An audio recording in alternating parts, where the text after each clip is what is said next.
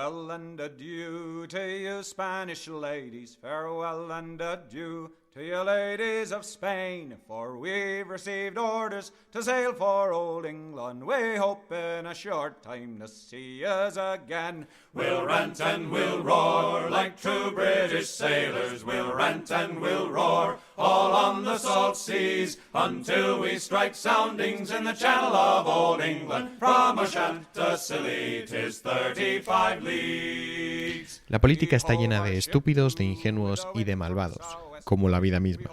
Los inteligentes igual también comparecen en el estrado, pero no sabemos si eso puede cambiar las cosas. Hay pocas luces y las que hay salen muy caras. El problema es que no hay diálogo, que esperamos a que termine el monólogo del de enfrente para empezar el nuestro. Eso nos dice nuestro invitado de hoy, Jordi Cabanas. Su oficio es el de profesor de historia, y como tal, sabe de historia, sabe contarla y sabe cómo educar a jóvenes y adolescentes. Estas cosas las compagina ahora con la dirección de un colegio en Barcelona. Pero hay que decir que Jordi tenía otra pasión, el cine. Por eso estudió imagen y sonido a la vez que historia. Y pensando que probablemente terminaría trabajando en el mundo del audiovisual, dio unas clases en un colegio y conoció la vocación que hoy le ocupa.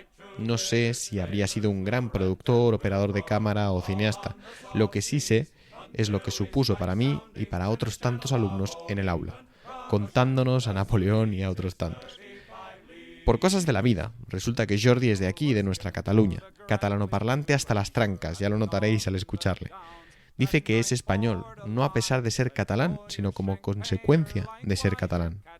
Católico en una iglesia que se desmorona, le gusta pensar eso de Torres y Bages, pero en España, que no existió sino por la fe y no será la misma España cuando la pierda del todo. Hoy hablamos de España, de historia de España, de política, de la leyenda negra como arma de guerra, como propaganda mortífera. Hablamos de estúpidos, de inteligentes, hablamos del bien y del mal. Disfrutad tanto como Luis y yo, cafeteros. Queridos cafeteros, no olvidéis que la vida también es escuela y que la historia es maestra. ¿Cuántos políticos parecen muertos? ¿Cuántos políticos no tuvieron una clase de historia a tiempo? Hojear un libro de historia con ansias de saber la verdad parece hoy una quimera. Como sucede al hojear un periódico, como sucede al relacionarte con tu pareja, con tu familia y con tus amigos. Qué odiosa se ha vuelto esa palabra, la verdad. Y qué injusto para el ser humano que ya nada importe. Pero qué pocos, felices y pocos, somos los que tomamos café y luchamos contra la triste realidad del relativismo o la violencia de las ideologías. Disfrutemos del café, señores, y en marcha. Que tengan un feliz programa.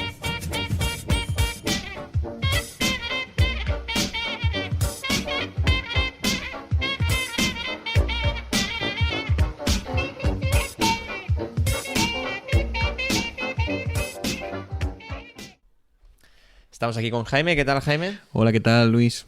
Y ha venido invitado Jordi Cabanas. ¿Cómo estás, Jordi? Hola, ¿qué tal? Muy bien. Oye, teníamos muchas ganas de grabar esto, en concreto Jaime, que ha insistido mucho, y te ha dejado pues en muy buen lugar. Entonces ahora Eso es porque en su momento conseguí que la aprobara. Eso crea vínculos. Es un pago que tengo que devolver. No, la idea es hablar de la historia negra y empezar hablando un poco cómo la historia puede servir de... ¿Has dicho la historia negra, Luis? He dicho la historia, la leyenda negra, wow. Bueno. Pero sí, por ahí, creando categorías desde... Sí. Historia racializada, Viejo, ¿no? café... Total. También hablar de cómo la historia puede servir de instrumento político. Es decir, hasta qué punto la observancia rigurosa de la historia a los políticos no les conviene y prefieren simplificarla para su causa política concreta. Vale, eso ya es la pregunta. Eso ya es la pregunta. Muy bien. Mira, déjame empezar. Los viejos profesores, yo soy profesor y ya empiezo a ser viejo, tendemos a buscar antecedentes siempre, ¿no? A veces nos pasamos antecediendo demasiado. Pero, digamos, mira, los humanos, a pesar de los enormes avances tecnológicos que nos hacen sugerir que todo ha cambiado mucho y que los jóvenes ya no piensan como pensaban los mayores, no es verdad. Tendemos, ¿no? Como decía la Escuela de los Anales, hay acontecimientos, coyunturas y estructuras. Y las mentales suelen ser estructuras. Entonces, tendemos siempre a... Hay dos como dos fuentes de derecho, ¿no? El derecho romano, que es el que nosotros estamos acostumbrados, es el derecho, digamos, de los que se juntan y deciden qué hacen. Y después el derecho natural previo, no estoy hablando en categorías filosóficas, sí que es el derecho consuetudinario, es decir, la costumbre, lo que se ha hecho siempre, ¿vale? Entonces, esto está muy clavado digamos, en el corazón del pensamiento humano, mucho. De hecho, por ejemplo, en las cortes modernas hispánicas, yo lo sé con total certeza en las cortes de la Corona de Aragón, que es las que me estudié más, cuando alguien quería desautorizar a un adversario, no decía como ahora diría esto es inconstitucional o esto no es inclusivo, ¿no? La manía de cada momento decía esto es nuevo.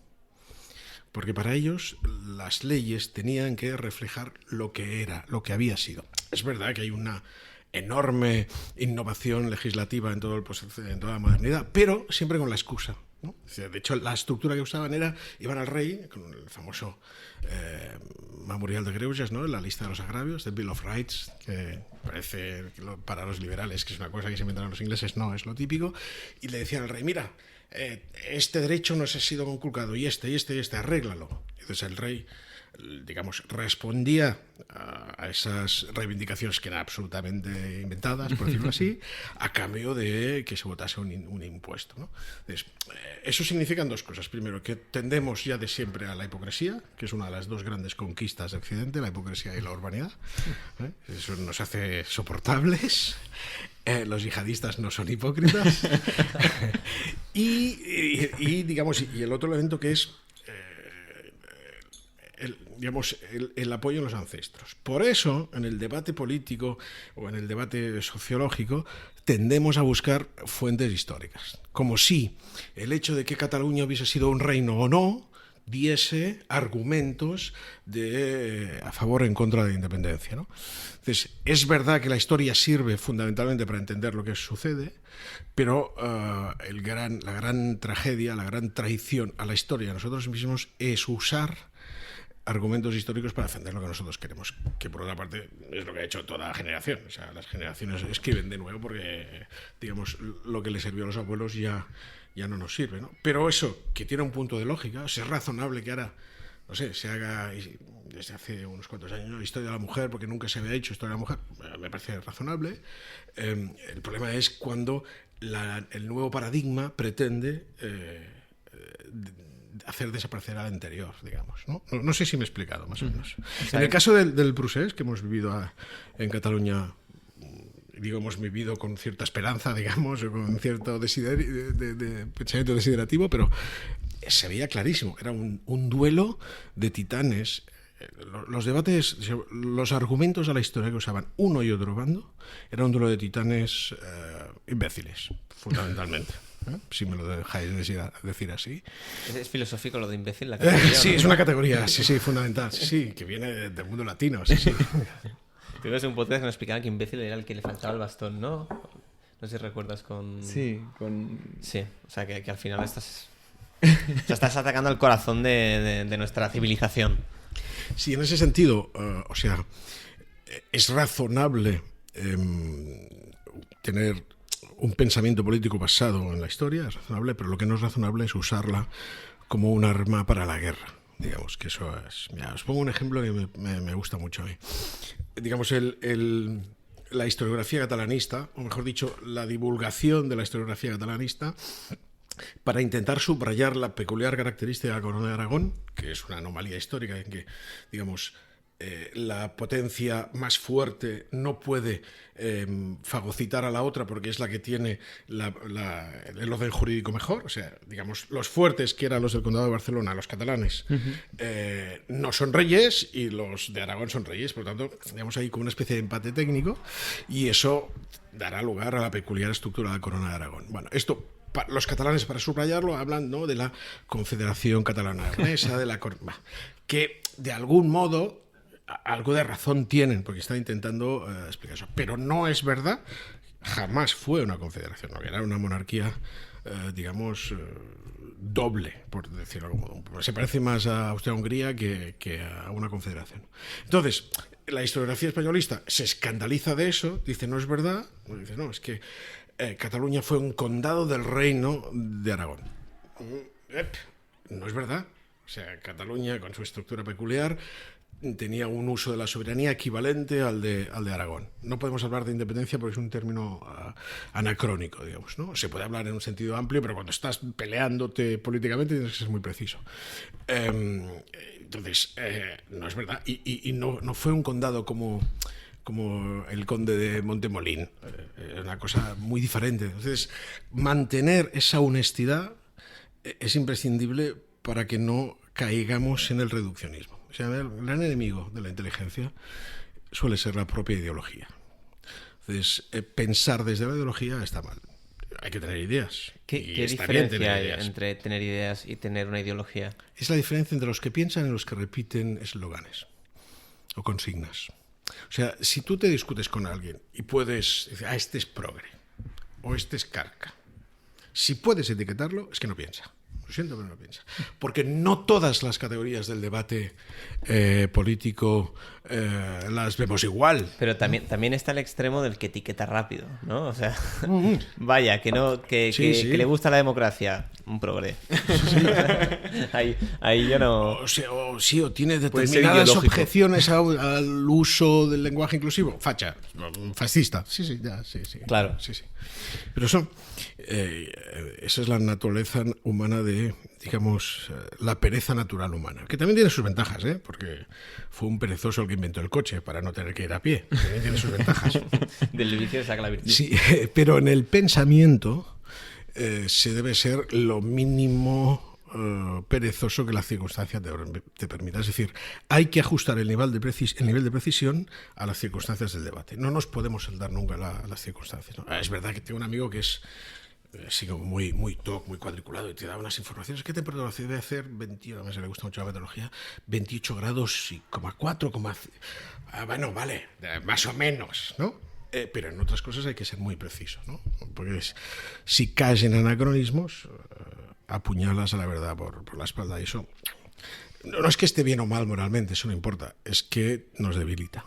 Es que ¿dónde está el punto exacto en el que te apoyas en la historia pero no eres ideológico con la historia? Yo recuerdo con un profesor de historia medieval de la universidad que hablando en su despacho, claro, no en público, él me decía, mira, Jaime, yo estoy harto de discutir con colegas sobre cuestiones que sé que no son ciertas, y ellos me han llegado a decir, mira, yo sé que esto no es verdad, pero necesitamos un símbolo.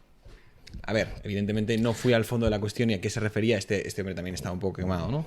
Pero llegar a pensar que la historia es necesaria para... Pues mira, te diré una cosa con la venia. Si alguien llega a ese razonamiento, sabe que no es verdad, pero necesita un símbolo, me parece más respetuoso, porque al menos es un estratega. Malvado, pero un estratega. Y, en cambio, el que se lo cree es el que me preocupa, ¿sabes? ¿Conocéis un autor que se llama Chipola? No, es un historiador, un economista bastante famoso en los años 70. De hecho, se hizo famoso no por sus estudios, que eran muy serios, sino por una especie de broma que escribió, un articulillo, que era la teoría sobre la estupidez humana. ¿No habéis oído hablar de ella? Yo no. Es muy interesante. Si será por algo, ¿no? Dice, tal vez la desarrollo un poquitín solo, que el primer axioma, la primera ley fundamental es que el número de estúpidos de una sociedad humana es constante. No, perdón. El primer axioma es que el número de estúpidos en una sociedad humana es superior al esperado. Vale. Y el segundo axioma es que es constante, epsilon le llama él, ¿no? De estúpido. ¿Vale? Entonces, y cuando consigues calcular epsilon, te sorprendes, porque es mayor de la esperada, como el primer principio dice, ¿no? Tienes una tasa en desarrollo y tal. Y él dice que hay 4 tipos, ¿no? de personas. Él dice los ingenuos, los malvados, los estúpidos y los inteligentes, dice, ¿no? El inteligente es el que hace cosas buenas para la humanidad y buenas para él. El ingenuo es el que hace cosas buenas para la humanidad y malas para él. El malvado es el que hace cosas buenas para él y malas para la humanidad. Y el estúpido es el que hace cosas malas para la humanidad y malas para él. Dice, es mucho mejor un malvado que un estúpido, porque el malvado tiene una lógica perversa, pero una lógica al fin y al cabo, ¿no? Y en cambio el estúpido no sabes nunca por dónde te va a salir. Entonces, contrariamente a lo que la ética convencional diría, alguien que es en ese sentido que lo sabe y lo hace intencionadamente, me parece más negociable, más gestionable que alguien que realmente se lo cree. Estaríamos hablando en el fondo también de la leyenda negra, que es un invento, un arma. Buenísimo, claro, ¿no? Sí. No te he contestado la pregunta por eso, ¿no? Y quisiera hacerlo porque me parece importante. Es decir, es el debate de siempre. ¿Es posible la objetividad en historia, bueno, en pensamiento, ciencias sociales? Porque la historia está dentro de un marco un poco más amplio, ¿no? O sea, a ver, respondiendo a la pregunta stricto sensu, no es posible ser objetivo por dos razones. Porque lo objetivo es solo lo cuantificable y en historia no podemos solo cuantificar. De hecho, hubo una escuela en los años 70 que se llamaba historicismo, que se dedicaban, decían, solo vale como ciencia lo que podemos contar. Y era un rollo patatero. Estudiaban eso, la demografía, este tipo de cosas que, bueno, sí. Bueno, no sé si a nuestros oyentes, pero que a mí me interesan a nivel de usuario solo, ¿no? Esa es una. Y la otra es que no hemos de olvidar, aunque sobre todo el marxismo ha hecho un gran esfuerzo, al menos verbal, para alejar, digamos, del juicio histórico, no hemos de olvidar que el verdadero sentido de la historia ya lo establecieron los latinos, los romanos, magistra vitae, ¿no? La historia es una maestra de la vida, es decir, sirve para escarmentar en cabeza ajena. Es así, o sea, hay cosas que yo he aprendido de mi gestión viendo los errores que cometió, no sé, Napoleón, por ejemplo, que es bastante más listo que yo, pero cometió algunos errores que yo conozco, ¿no? Por decirlo de algún modo. Y es parecido lo que hacía Napoleón con la gestión de un colegio. Es estrategia. Tú te definirías como el Napoleón de... No, en absoluto.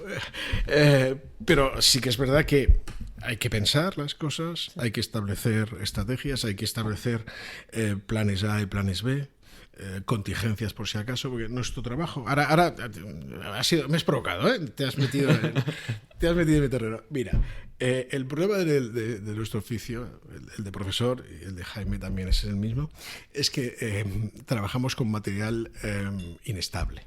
Yo en verano descanso haciendo de albañil o de carpintero. ¿Sabes por qué? Me canso mucho, ¿eh? Porque el cemento es obediente. Lo pones en un sitio y se queda, tío, se queda. Los otros 11 meses del año yo pongo a alguien en un sitio y se va, o me dice que no quiere, o lo que sea. Entonces nosotros estamos trabajando siempre con horquillas, ¿no? Con posibilidades. ¿Cuál es el escenario peor posible, el mejor posible? Que es lo que hacía Napoleón, ¿no? Tengo, digamos, un cuerpo de retén por si el enemigo me ataca por donde no me espera. Se me está yendo un poco el argumentario, pero me has provocado tú, Luis. He preguntado. Entonces, lo que quería decir, y creo que lo conseguiré al fin, es que es inevitable un juicio moral sobre la historia. Pero eso tiene algunos matices. Uno, no se puede aplicar al pasado la moral actual. El otro día leía que querían quitar la estatua de Jefferson porque era esclavista. Eso es una estupidez, porque en 1776 todos eran esclavistas. Es que es así de simple, ¿no? No tiene ningún... ¿no? Entonces, digamos, hay que buscar siempre los contextos. Los contextos. Una cosa parecida en el siglo XVII es una cosa... A mí me gusta llevar el pelo largo de siempre, y eso durante un tiempo ha sido dificultoso en algunos de los contextos en los que hemos vivido. El siglo XVII, Descartes y sus amigos, Voltaire, llevaban melena, y el que no llevaba melena se le miraba mal, ¿no? Y por lo tanto no se puede asociar ni a una determinada situación política, ni a una determinada fe, ni nada, digamos, ¿no? Entonces hay un contexto histórico y unas circunstancias que se han de valorar para poder valorar bien. ¿Eso significa que todo lo que hizo Jefferson estuvo bien? No. Hay cosas que se puede juzgar si Jefferson hizo bien o mal, si eran moralmente correctas o no, siguiendo dos elementos. Uno, para juzgar a Jefferson su moral, y después las conclusiones que nosotros podemos sacar de sus decisiones, que es diferente. Lo que es un error es mirarse a los abuelos por encima del hombro, porque no estamos por encima de los hombros. De los abuelos. No estamos. O sea, la humanidad lleva muchísimo tiempo pensando mucho y pensando muy bien. Ya. Y por último, así termino. Lo que sí que es posible en historia es ser honesto. Es decir, tú no te puedes mantener equidistante entre los judíos y Hitler. No te puedes mantener, ¿no? Y hasta cierto punto es muy difícil mantenerse equidistante entre la República y los nacionales. Hasta cierto punto, ¿no? Por todas las cosas. Lo que sí que puedes es ser honesto con los datos y hacer la interpretación mejor intencionada posible. Hay un ejemplo que me gusta mucho, con vuestro permiso, que es un caso de historia de la guerra civil en Cataluña, ¿no? Que son los muertos en la guerra, o sea, digamos en el periodo, en la retaguardia, o sea, muertos que no sean en el frente. La retaguardia, los republicanos, digamos, en el bando republicano los alegres de los republicanos, ¿no? Se produjeron una serie de asesinatos que tradicionalmente la izquierda menosprecia y la derecha inflama, ¿sí? Y después se produce, eso es un hecho también, digamos, los famosos fusilamientos del Camp de la Bota, ¿no? Digamos, los condenados por esta. Entonces, lo tradicional era que la derecha negaba una cosa y tengo estos justificaba muertos, la otra. yo tengo estos otros. Entonces, un historiador que además es, digamos, más bien de izquierda, es más bien catalanista, que es Soler Sabaté, hizo un ejercicio que me parece fantástico, que es de una auténtica honestidad intelectual, que es que los contó. ¿No? Y las cifras que dio, digamos, se puede rastrear bien. ¿No? ¿Y había cierto margen de que no se sabe? Sí, bueno, ahora te explico un detallito que tienes. Bueno, total, lo que viene a decir es que en la retaguardia catalana se mataron unas 7.000 personas por católicos, digamos, crímenes martiriales, y más o menos podemos cuantificar entre 25 y 30.000 los fusilados en el Camp de la Bota, no los 100.000 o no sé cuántos que decían tradicionalmente, ¿no? Y entonces él dice, y una vez establecidos los números, podemos razonablemente hacer un juicio moral. Algunos dirán, no, es mucho peor lo que hacen ¿no? los anarquistas, ¿no? Porque matan a gente inocente solo por su fe. En cambio, Franco mata a gente que tiene sangre en las manos y les hace un juicio. Sumarísimo, pero un juicio, ¿no? Y otro diría, no, es mucho peor lo que hace Franco, porque es el Estado que en lugar de proteger a sus ciudadanos los mata. Los otros son delincuentes que no se pueden controlar. Ambos razonamientos son discutibles, por lo tanto aceptables. Evidentemente yo me inclino más por uno o por el otro. Pero es perfectamente legítimo que alguien argumente de ese modo, digamos, ¿no? Lo que estaría mal es decir, no, te equivocas, casi no mataron a nadie. Y además todos los católicos que mataron, todos eran fachas, ¿no? Todos eran sufes fascistas, y en cambio Franco fusiló a 100.000. Una de las derivadas de la cifra tiene su gracia. Franco hacía una cosa. Franco era un personaje, pero tenía bastante inteligencia política. Eso no es una alabanza, es una descripción solo. Las cosas como son. La cuestión es cómo te lo interpreten los oyentes. Entonces, una de las cosas que hacían, es que es una cosa que recuerdo de pequeño, a mí me ha gustado siempre la historia, siempre, ¿no? Que conocía mucha gente que lo habían condenado a muerte durante la guerra. Y perdonad que sea tan práctico, pensaba, pues si te condenaron a muerte, ¿Qué coño haces aquí? Sí, ¿no? Sí. El más famoso, me acuerdo, era el Nicolau Casaus, que había sido del Barça. Bueno, pues es que era sistemático. Lo que hacía Franco era juicio sumarísimo, condena a muerte. Pero en lugar de matarles, porque tenía sus dificultades, los soltaban. Decían, pero ya estás condenado a muerte. Si te pillamos no te juzgamos más, te matamos directamente.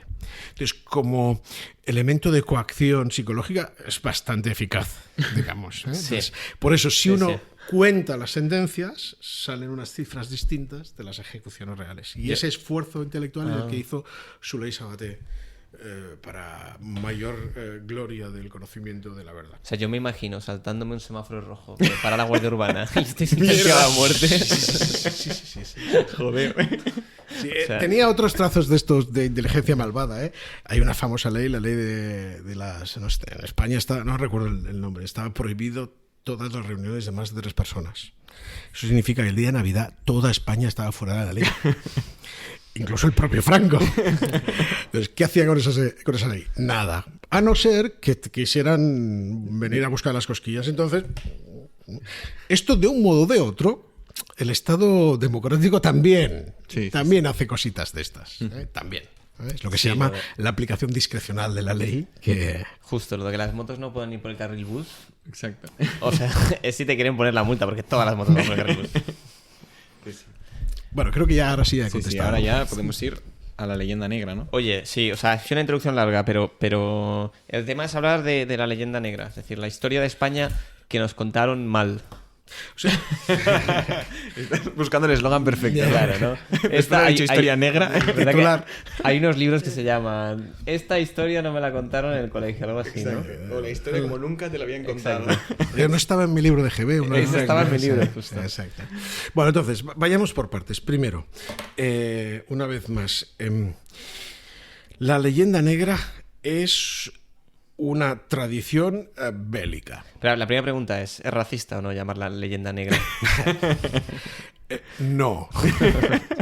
No, porque, mira, estas son las que me provocáis constantemente. O sea, queréis que la historia no me dejéis. O sea, ¿viste el escándalo que había con los crayolas en Estados Unidos? Porque crayola te pone la traducción en inglés y en español, no es black y negro, ¿no? Y negro en Estados Unidos es negro, ¿no? Sí. Entonces, en Estados Unidos todos los cuelgan como vaya pedazo racista. No sé si hemos dicho ya que el número de estúpidos es constante y mayor del esperado. Pues esto. Se puede ir aplicando. Son reduccionismos, es así. O sea, cuando ajustas la mirada con la nariz, digamos, ni siquiera es que olfatees, es que pierdes la perspectiva. O sea, un montón de cosas de estas, sí. Entonces, bueno, me habéis provocado, no tiene ningún sentido cambiar el sentido de las palabras del diccionario. O sea, si en España se ha dicho judiada toda la vida, o este tío es un gitano, o este es un fenicio, cuando lees un texto de esa gente que vivía en ese ambiente cultural, si el diccionario no te dice lo que significa, no vas a entenderlo. Recuerdo cuando se aprobó la ley de divorcio en España, no recuerdo quién era, no sé si era un obispo, un católico, habló de no sé qué, de adulterio, ¿no? Y la ministra no recuerdo quién era, una ministra socialista, no recuerdo quién era, pero dijo, no se puede hablar de adulterio. El adulterio ya no existe porque hemos legislado que no existe. Pues va a ser que no. Digamos, ¿sabes? Decretamos que ya no hay semáforos, no, una cosa que eran semáforos. Me gustaría el problema es siempre la relación con la realidad, el realismo. Entonces, a mí me parece bien determinados progresos humanos. O sea, me parece bien que no se llame a alguien subnormal como insulto. Me parece bien. Pero lo que no podemos es hacer tabla de rasa de todo, porque es que no tiene ningún sentido. Imagínate que se cambia la definición de judiada y te pone por raza fantástica. Que tú estás leyendo a Galdós. ¿Judiada? ¿Qué será? Sí, y hay fórmulas, digamos, según se podría decir, según la mentalidad de la época, judiada era tal cosa, digamos, ¿no? Eso se puede... Sí, no se puede analizar las historias si no entiendes las palabras que utilizaron entonces. O sea, hasta aquí estamos de acuerdo. Yo te estaba provocando un poco con lo de leyenda negra. O sea, yo sé que no hace referencia a los negros como raza. Ya, muy bien. Bueno, a lo que íbamos. O sea, pero, le llamamos leyenda negra, que es un sentido genérico. De hecho, es un nombre genérico que aplicamos específicamente a la interpretación historiográfica que el mundo anglosajón hace del mundo hispano. Simplificando, sería eso, ¿vale?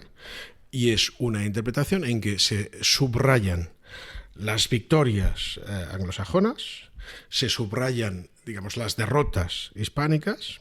Esa sería la parte menos grave, digamos, porque todo el mundo lo hace siempre.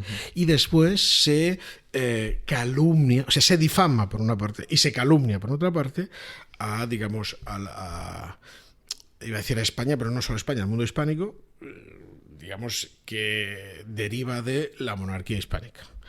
La católica monarquía hispánica de, digamos, los Austrias. Fundamentalmente es eso, ¿no? ¿Por qué se hace tal cosa? Bueno, pues por la misma razón que en el mundo hoy en día hay antiamericanismo, pero no hay anti-haitismo. Nadie es anti-haitista, nadie le cae mal a Haití. ¿Por qué? Porque no son el hegemón. Digamos, el hegemón ¿no?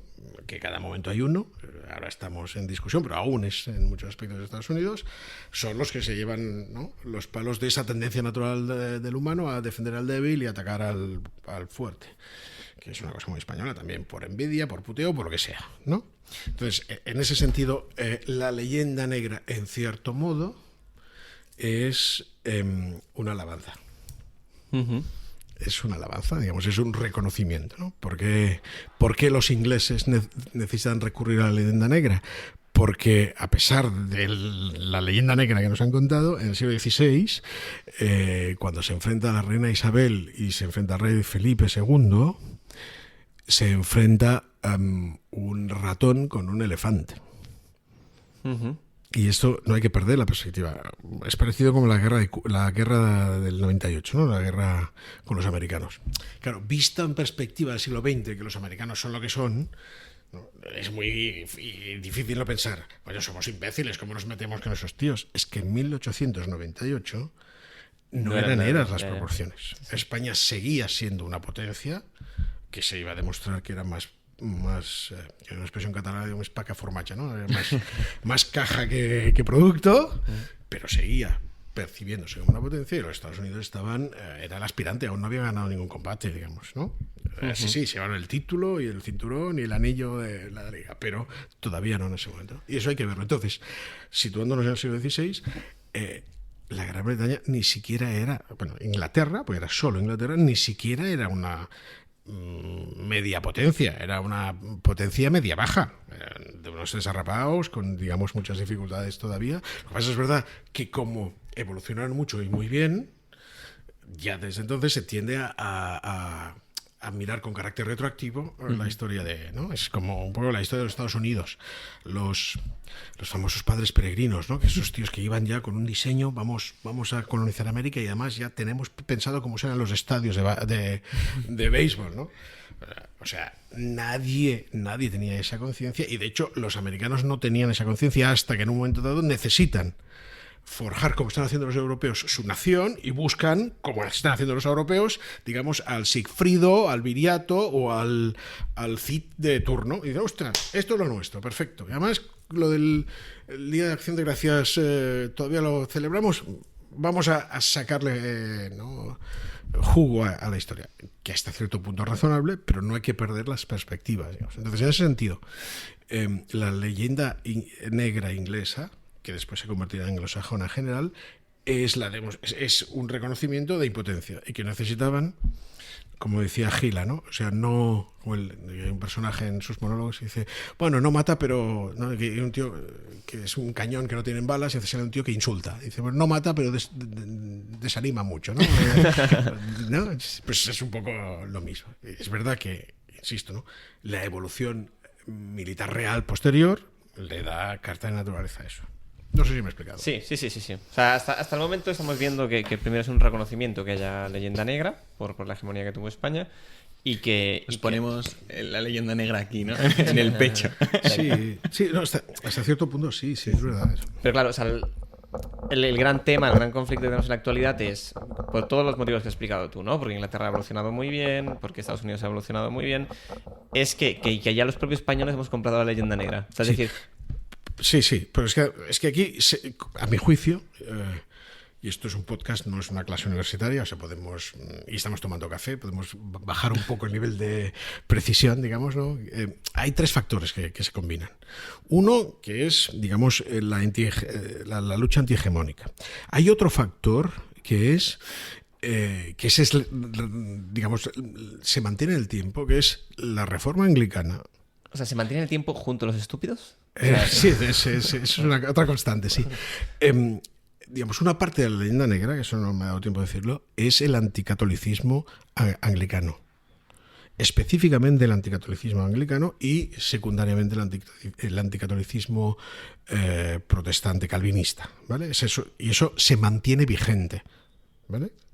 Y después hay un tercer factor que se sustituye o sea, digamos, la necesidad de la leyenda negra del mundo anglosajón por, digamos, una determinada izquierda que usa la leyenda negra no para golpear solo a España y solo al mundo católico, para golpear al occidente. Es decir, estamos recibiendo impactos que van contra la sociedad patriarcal, la sociedad blanca, heterosexual y todo el rollo de ahora, digamos. O sea, ¿por qué hay esa violencia contra... La estatua de Colón. Sí, o Fray Junípero Sierra, o incluso, que esto es de imbéciles, contra Bartolomé de las Casas, que es precisamente una de las fuentes de la calumnia. O sea, porque en el fondo no están luchando contra el catolicismo, que también, ni contra España, que también, están luchando contra Occidente, que ese es otro fenómeno más mayor, más complejo y bastante que demuestra una alta estupidez. Estamos disparándonos en el pie clarísimamente, ¿no? O sea, Occidente es la primera sociedad que prefiere criticarse así que a los demás. Pues hay un dicho medio en broma, pero solo medio en broma, no se lo habéis oído, que dice: si oyes a alguien criticar a los franceses, será un alemán. Si oyes criticar a los ingleses, será un irlandés. Si oyes criticar a España, será un español. Será un español, ¿no? Es verdad que tradicionalmente, desde toda la vida, ¿no? digamos, España no se ha caracterizado por una alta exaltación de sí misma, lo cual en determinados ambientes neonacionalistas duele, pero a mí me parece bastante sano, por otra parte. No sé si me explico, digamos. O sea, yo creo que la crítica tiene un componente sano. O sea, lo que pasa es que también está el exceso. O sea, es decir... No, sí. No, la autofustigación, la baja autoestima es de estúpidos también. Claro. Pero la exaltación, el orgullo también. De hecho, se puede aplicar a nivel nacional lo que pasa humanamente, ¿no? O sea, ¿cuál es el problema? Cuando, no sé si conocéis gente que tiene problemas de autoestima. O sea, los problemas de autoestima y el orgullo son dos caras de la misma moneda. Uno, se lanza al mundo con orgullo, pensándose mejor de lo que es, y cuando se descubre que no es tan bueno como se pensaba, se va al extremo opuesto y se deprime. Ambas posiciones están mal. Uno tiene que medir exactamente, o sea, pasar de ser el puto amo a ser idiota. A lo mejor lo que tendrías que saber es cuánto inteligente eres, digamos, ¿no? No sé si me explico. Y a nivel de las naciones, en este caso, uso el término para que no parezca que lo rehuya, pero digamos, las sociedades complejas, los estados, porque España es una cosa bastante difícil de definir, también ocurre una cosa parecida, digamos. Porque al final la proyección psicológica se da en el ámbito público, en el ámbito del pensamiento, etcétera. No sé si me he explicado en este sentido. Te estás explicando. Sí, entonces has hablado de tres causas y que... Pero podemos convenir que la actitud general de español, al menos a nivel de imaginario popular, sobre lo que es España y lo que ha sido España, no está dentro de ese punto medio virtuoso que has dicho. No, en nuestro caso hay una razón particular que tiene su peso, que es la dictadura de Franco. En otros lugares tuvieron sus pecados y sus chacras, digamos. Europa tiene la suerte, entre comillas, soy consciente de la paradoja que suena, de que la Primera Guerra Mundial tuvo un efecto neutralizador de la exaltación nacionalista. Tuvo muchos efectos negativos, entre los cuales está la Segunda Guerra Mundial, que la lió mucho, pero es verdad que el nacionalismo entra en crisis en las democracias occidentales de un modo bastante claro y en una segunda oleada en digamos, los regímenes de las dictaduras mal llamadas regeneracionistas, ¿no? A nosotros eso no nos pasa, digamos, ¿no? No tenemos Primera Guerra Mundial y no tenemos Segunda Guerra Mundial. Tenemos un intermedio, ni chicha ni limona. Y, digamos, la consecuencia es la dictadura de Franco, que es una dictadura que, como tampoco es una dictadura tan violenta como las dictaduras fascistas, porque Franco no era fascista, era otra cosa. De hecho, Franco era franquista, ni siquiera falangista era, ¿vale? Pero queda muy bien que tú eres tú, ¿sabes? No sé, sí. Jordi Cabanas era cabanista y ya está. Era él. Sí. Pues digamos, lo que es una dictadura hasta cierto punto, y sé que puede esto escandalizar a algunos, pero es relativamente soportable, y entonces eso le da mucha duración en el tiempo, ¿vale? Entonces, como el discurso de la dictadura era un discurso acendradamente nacionalista, provoca, ¿no?, que el antifranquismo, digamos, o sea, que el nacionalismo franquista quema el legítimo y honesto patriotismo español. porque se asocian. No es lo mismo el patriotismo, el nacionalismo o, digamos, en el contexto nuestro, el separatismo, el independentismo. Son cosas distintas, ¿no? ¿Y las puedes definir o no? Sí. Veo que es un podcast de libre albedrío. Muy No, bien, pero perfecto. no una cosa súper profunda. Sí, o sea, el Sí, podcast es formato libre, pero... Sí, pero... que sí. Mira, el patriotismo es, que además desde una perspectiva católica, por ejemplo, en la doctrina social es obligatorio, es la defensa de tu sociedad. Pues, de hecho, de aquí la etimología está clara, es el respeto y la defensa de tus padres. Y tus padres no solo con digamos, la familia, sino tu sociedad. Es decir, si a ti te han educado, digamos, ¿no? Eres un ciudadano del Estado español, te ha educado España, te ha construido autopistas España, es razonable que si te ataca un enemigo exterior, tú contribuyas a defenderla, ¿vale? Eso es obligatorio, es, de hecho, el auxilio debido, ¿vale? El nacionalismo, en cambio, es la doctrina política que sitúa a las naciones como únicos sujetos políticos, que las naciones, por cierto, son inventadas todas. Los pueblos no, pero las naciones sí. Los estados tampoco son inventados, son construidos, pero las naciones sí, lo cual no significa que no existan, digo que son inventadas, como los coches, ¿vale? Pero entonces el nacionalismo considera la nación como único sujeto político al que el ciudadano debe la máxima lealtad, y esa lealtad es obligatoria. Entonces, eso peligrosamente te lleva a un cierto totalitarismo, que se da en versiones distintas, pero la clave del nacionalismo es que se pierde la perspectiva. O sea, mi nación es mejor que la tuya. Hay distintas fases. Hay los nacionalismos defensivos, es decir, mi nación no es igual que la tuya, o sea, el hecho diferencial famoso, ¿no? Hay una segunda fase, es decir, nos merecemos ser nosotros mismos, que son las fases de las distintas independencias que se han dado. Después, el nacionalismo tiende a evolucionar. Como has estado argumentando lo guay que eres, acabas cayendo en un cierto supremacismo. Entonces, no solo tenemos derecho los alemanes a tener un Estado unificado porque somos nación, tenemos derecho a robarles la tierra a los rusos porque no cabemos en casa, porque somos más guays, ¿no? Entonces, ese sería el elemento. El nacionalismo, que es la exaltación acrítica de la supuesta propia nación, que normalmente se hace en contra de la nación vecina, es inmoral, está mal. Otra cosa es el legítimo patriotismo, digamos, ¿no? Y después el juicio político es otra cosa, es decir, en determinadas circunstancias es legítimo que los ciudadanos de un determinado territorio aspiren a una determinada solución política, digamos. No estoy pensando en Cataluña, yo estoy pensando en Timor Oriental, que se hacen independientes de Indonesia, si no recuerdo mal, porque las leyes indonesias son, no es la Sharia exactamente, pero son pro-musulmanes y les asfixian, que Timor Oriental es una antigua colonia portuguesa católica, ¿no? Entonces, ¿era legítimo que los de Timor se hiciesen independientes? Sí, era legítimo, porque era un bien común para ellos, ¿no? No sé si me explico, son las tres cosas. Sí. Es el juicio histórico propio, digamos, ¿no?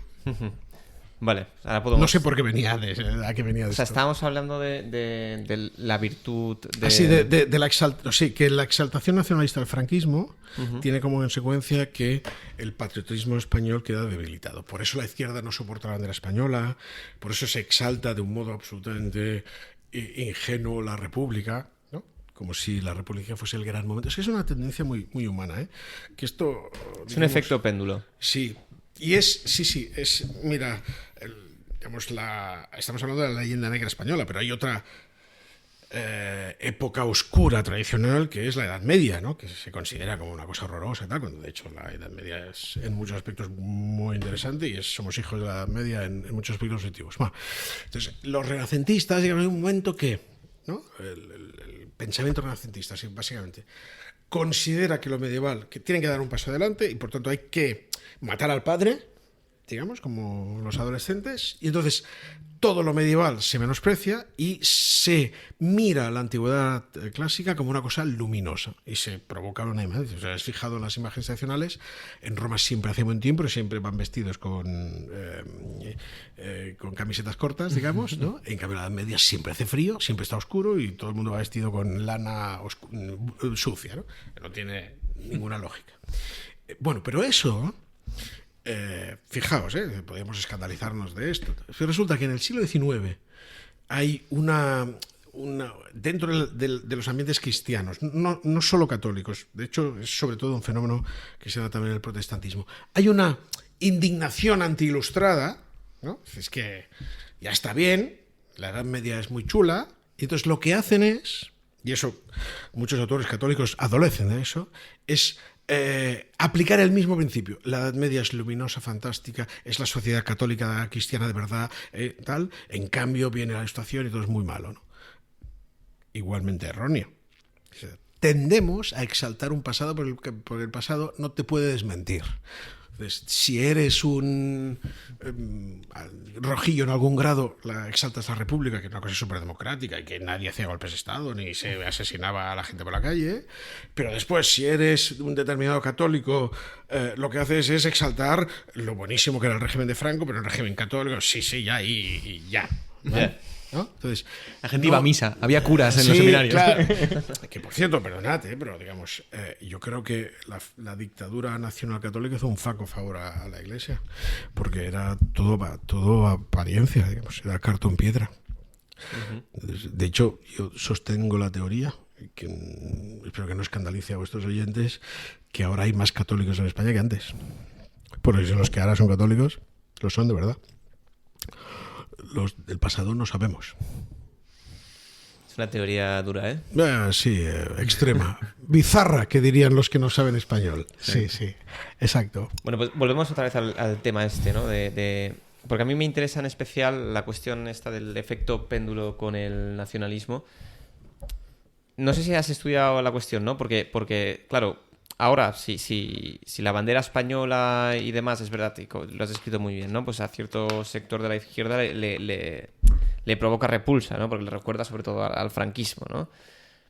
Esto, en términos históricos, no sé si hay algo comparado que podamos decir, no, la reacción correcta es esperar a que esto se les pase, o la reacción correcta es vamos a explicar bien que España no es Franco, ¿no? O hay que hacer un ejercicio cultural importante de desvincular la historia de España de este nacionalismo exacerbado para que se vuelva a reconocer la gente con la identidad española. O, última opción, entiendes que la gente no se ha de reconocer con la identidad española y tú prefieres que haya una disgregación. Bueno, esto clava las raíces en una reflexión más profunda, digamos. Pero esto lo tuvimos que pensar mucho. Jaime es testigo de esto cuando hubo todo el problema del procés, que estaba como de moda, tuvimos que darle muchas vueltas. Sobre todo, digamos, un sector que lo pasamos especialmente mal, que eran los catalanes, catalanohablantes, catalanísimos, no independentistas, ¿no?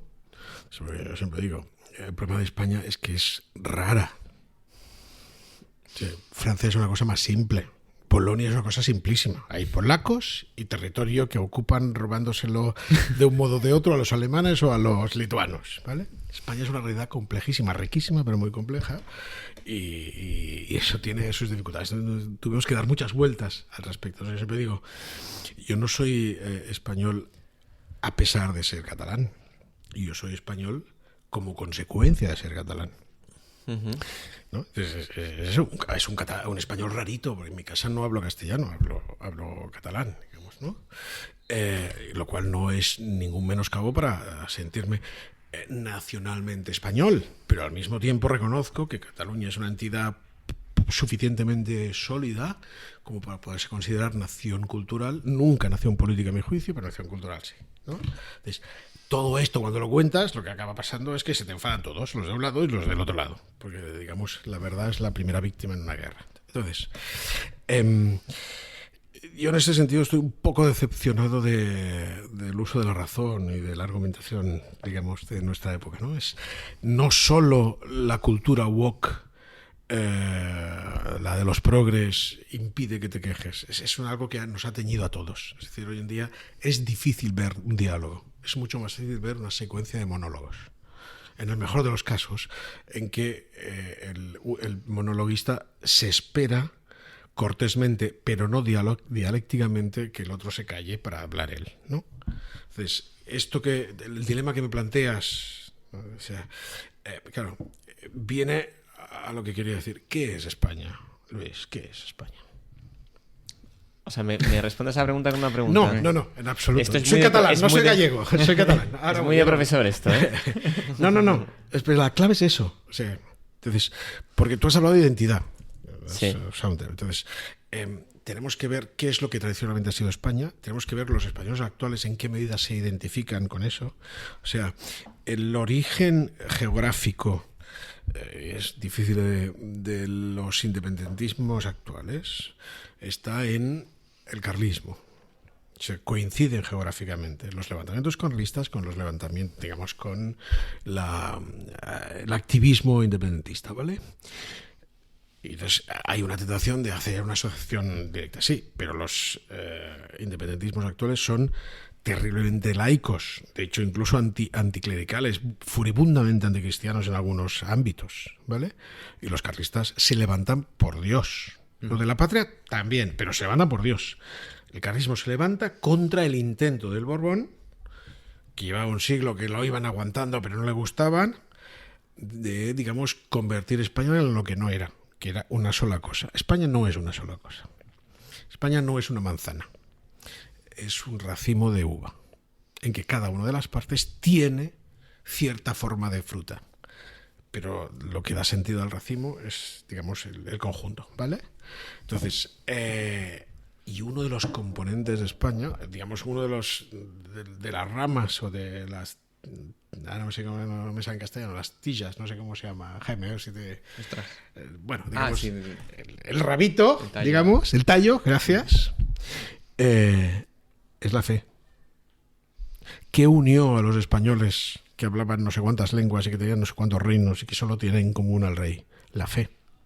Entonces, una España que deja de ser católica deja de ser tan España como era. Entonces, ¿qué sustituye a la España católica? El 19 intenta sustituir la España católica por una España nacionalista, pero se entra en crisis. ¿Qué es lo que tenemos ahora? No sé si me estoy explicando. Es grave la cuestión. Sí, pero esa crisis se suma también a la crisis de la fe. O sea, Claro, sí.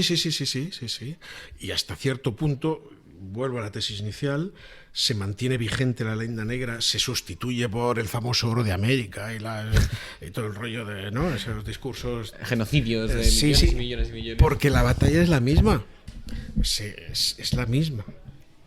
No sé si me estoy pasando, ¿no? Es la misma, es decir, digamos, Occidente, que es un modo de percibir las cosas, que es hijo del cristianismo, tenga fe o no, se avergüenza de esa afiliación y se ataca a sí mismo. Entonces, estamos sufriendo una enfermedad autoinmune, ¿vale? Somos alérgicos a nosotros mismos. Y aquellos elementos que más se destacaron en esa defensa son los que pringan más. Tal cual. Es así, ¿no? Y interiormente, digamos, hay tradicionalmente, en el español tradicional se llamaba, el de la península menos, ser un papanatas, ¿no? Es el snob que no quiere que se sepa que no es de, ¿no?, que va a comprarse un vestido muy chulo, pero se nota que no está acostumbrado a llevarlo. Entonces, hay cierto papanatanismo hoy en día, ¿no?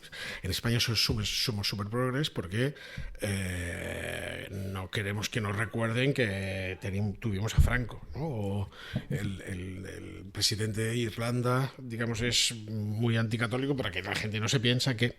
No sé si me explico, ¿no? Entonces, y los que se enrocan son los polacos y los húngaros. Esos, vamos, están siendo atacados por todas partes, digamos, ¿no? Entonces, yo creo que la batalla es de un orden mayor. Y te respondo a la pregunta que me has hecho antes, parecía que no he escuchado. No estoy seguro que lo que haya que hacer es reaccionar. Lo que seguro que hay que hacer es intentar impedir que avance la agenda, digamos, progresista, porque las conquistas progresistas no tienen marcha atrás. No sé, me está saliendo muy de derechas mi posición. A ver, sí. O sea, cuando hay que parar la agenda progre... ¿No tiene marcha atrás, tú crees, realmente? O sea, por ejemplo, o sea, hay debates que son más discutibles, ¿no? Digamos, y son más difíciles de sostener. No sé, no es lo mismo la homosexualidad que el aborto, por ejemplo, ¿no? La homosexualidad, al final, independientemente de las razones que los creyentes de determinada religión pensemos, la gente hace lo que le parece y si no hace daño a nadie es otra cosa. El aborto consiste en la eliminación física de un ser humano, ¿vale? Entonces, es un hecho. Después habrá todo el constructo y toda la formulación, sí, pero digamos que es más razonable que alguien se escandalice por el aborto que por la posición homosexual, el matrimonio homosexual, que tiene sus dificultades y tal, pero que es más razonable. Entonces, claro, los gobiernos de derecha que han intentado hacer leyes abortistas más restringidas, menos malas, no han podido. Y han sido atacados desde su mismo partido y a veces incluso desde la derecha. O sea, desde la derecha católica. O sea, de hecho, estoy hablando de Ruiz Gallardón, que intentó hacer una ley del aborto más suave y le pusieron a parir las izquierdas, lógicamente, pero el PP también, porque iban a perder votos, y la derecha católica porque era demasiado abortista. Ahí no se puede hacer nada. Sí. Nuestros oyentes no lo han visto, pero Luis ha hecho una expresión de perplejidad. Sí. Estoy perplejo. Esa mueca del conservador español, ¿no? Claro, entonces, porque mira, la política, la política que es el arte de lo posible. Eso es un hecho.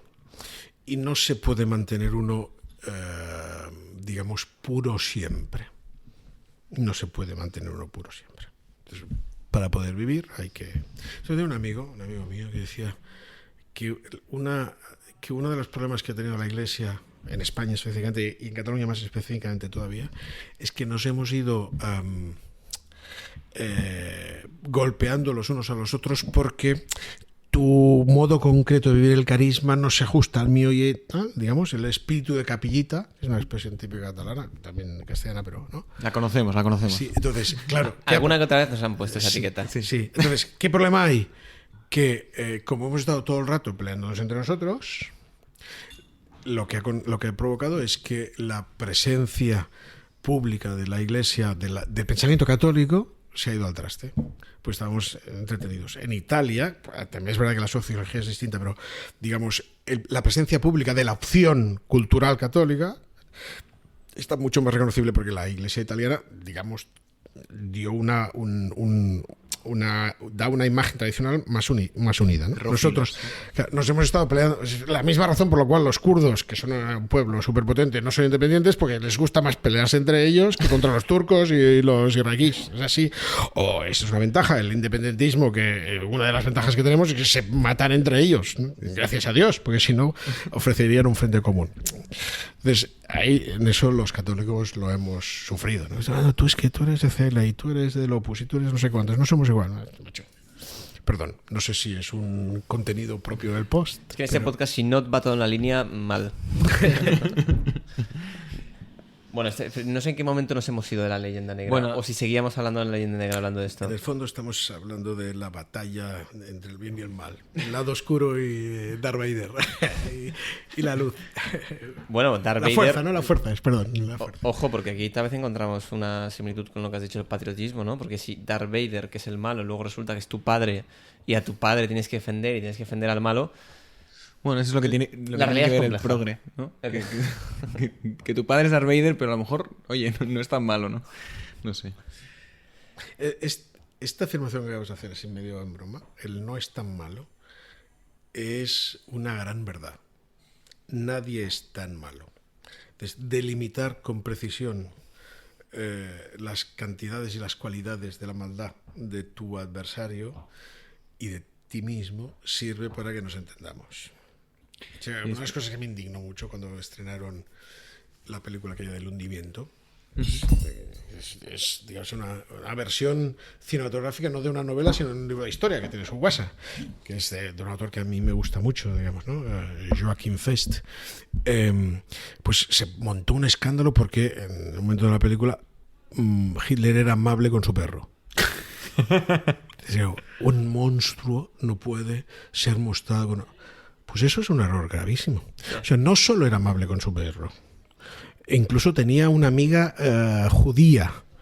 Y además, no solo eso, sino que provocó que se inventara el escarabajo del Volkswagen y estableció una larga y profunda red de carreteras. Eso es verdad. Y además era un hijo de puta, sí. Ya, sí. Pero lo que hizo bien, lo hizo bien. Y si no distinguimos, nos convertimos en enanos, en un sentido tradicional, no quisiera ofender a nadie, pero en enanos mentales, digamos, clarísimamente. Que de hecho el término original es cretino, ¿no? Cretino originalmente era el modo en que se hablaba, ¿no? se describía la enfermedad del enanismo, y que gracias a Dios ya no se usa para eso y se usa solo como metáfora de la cortedad mental, digamos. Que la cortedad mental no es un problema de capacidad, es un problema de voluntad. Los estúpidos no son los que no tienen capacidad intelectual, son los que no la usan bien. Sí, yo me recordaba antes cuando decías el tema de la pureza de las ideas, que es una cosa que me ha venido a la mente cuando explicabas al principio de tu discurso, y que recupero, que es la idea esta de cuando en la leyenda negra hay cierto movimiento negacionista o... Bueno, el término no sería negacionista, ¿no? El término sería este movimiento que trata de reinterpretar la historia y acabar pues con antiguos personajes porque los califican, que si de racistas, que si de... Sí, revisionismo. Revisionismo, justo. Este movimiento revisionista al final bebe de esa pureza, ¿no? Bebe de nosotros somos puros, vamos a limpiar lo impuro De una pretendida pureza, sí, que es totalmente justo, falsa. sí, o sea, no digo que lo sean. Pero que luego yo creo que ya más envejece muy mal, ¿no? Porque al final te das cuenta de que todo el mundo tiene sus impurezas, ¿no? Pienso también en la política española, ¿no? Cuando aparecen los populismos, los nuevos partidos, en concreto Podemos, que era el partido puro del pueblo, demás, que poco tiempo ha tardado en hacer todo aquello que criticaban, ¿no? Es decir, cómo esa pureza se ha manchado si rápido. me dejas decir la verdad, de hecho son bastante puros como partidos comunistas, digamos son bastante. Pero déjame decir una cosa. Y esa tradición, ¿no? Sí, o sea, mira, uno de los problemas de nuestra época, y cuando hablo de nuestra época me refiero como mínimo desde Descartes, Como mínimo, o sea... porque hay que mirar con las A mí me luces gusta pensar largas. desde Buda, pero... Es que hemos instalado un pensamiento racionalista, en el mal sentido de la palabra racionalista, en que solo percibimos como real lo que percibimos como racional, ¿vale? Y eso provoca que las ideas se vuelven autónomas, y cuando se han vuelto autónomas se vuelven locas. Hay una clara desconexión del pensamiento moderno europeo de la realidad. Se ha perdido el realismo tradicional, ¿vale? Entonces, por eso, digamos, viene alguien y dice, bueno, esto no hay que interpretar el mundo, hay que transformarlo, vamos a enseñar a una sociedad cojonuda, pero como las ideas solo funcionan bien en el mundo de las ideas, sale la Unión Soviética, no el comunismo, ¿no? O todas las ideas en ese sentido que a mí me encantan, en el sentido que estoy explicando, Hitler, que era autoidealista, piensa, no, el problema son los judíos, vamos a exterminarlos. ¿Cuál es el problema técnico de querer exterminar a los judíos? ¿Cuál es el problema técnico? Sí. Pues, Imagina que eres Hitler, Luis. Sí. Oye, porque hay muchos, ¿no? Claro, no es que esté mal, que está muy mal, Ya. es que es imposible. Bueno, Entonces, a ver, intentas, en términos generales... No, es imposible. Lo intentaron y no lo consiguieron, gracias a Dios. De hecho, tú intentas exterminar a los judíos y matas a 6 millones de judíos y a 7,5 millones de alemanes. ¿Vale? Soy consciente de la exageración que estoy usando para explicarme. Entonces, eso lo estamos sufriendo ahora más que nunca. O sea, el pensamiento ambiental que llega no solo a las universidades americanas, que son todos imbéciles o casi todos, sino a las nuestras también, hasta el último adolescente, el primer adolescente que llega a pensar, el último que ayer empezó a pensar, ¿vale? Se ha impuesto el subjetivismo. Lo que cuenta no es lo que hay, es lo que a mí me parece. ¿Vale? Y eso es demoledor. Esa una. Y después, los pensamientos políticos que tenemos tienden a ser dialécticos, como buenos hijos del marxismo. Dialécticos. Entonces, no afirman cosas, niegan cosas. ¿Qué es el ecologismo? Antihumanismo, digamos. ¿Qué es el feminismo? Antimachismo. ¿Qué es el no sé cuántos? Anti no sé cuántos, ¿vale? Entonces, el problema de los antis es que no es un pensamiento autoritario y se interfieren. Me hizo mucha gracia. Hubo una manifestación feminista contra la ley trans, ¿no? Y no sé qué de estos socialistas les llamó una cosa así como basura transfóbica o algo así, ¿no? O sea, claro, o sea, uno no puede ser progre de todo. O sea, no puede ser anti esto, anti... Multiculturalismo, todas las sociedades van igual. Muy bien. Feminismo, vale, pues elige, porque la ablación del clítoris no es compatible con el multiculturalismo. Elige cuál de las dos cosas te queda. Digamos, no, lo mismo. No, las mujeres se deben reivindicar, pero ahora ya no hay ni hombres ni mujeres, es un constructo. No es compatible. Yo lo siento, pero es pura lógica. No es una cuestión de fobia de ningún tipo. No es compatible, digamos, ¿no? Sí. Han hecho hace poco la primera almirante que ha llegado a no sé qué cargo en los Estados Unidos. Y es un tío. Bueno, es un trans. No Sí, o sea, lo que es, perdonad, lo que es un... ¿Cómo lo llaman? Es una apropiación cultural. ¿Apropiación cultural? Claro. ¿Por qué? Un transexual se apropia culturalmente de la cultura del otro sexo. Es eso.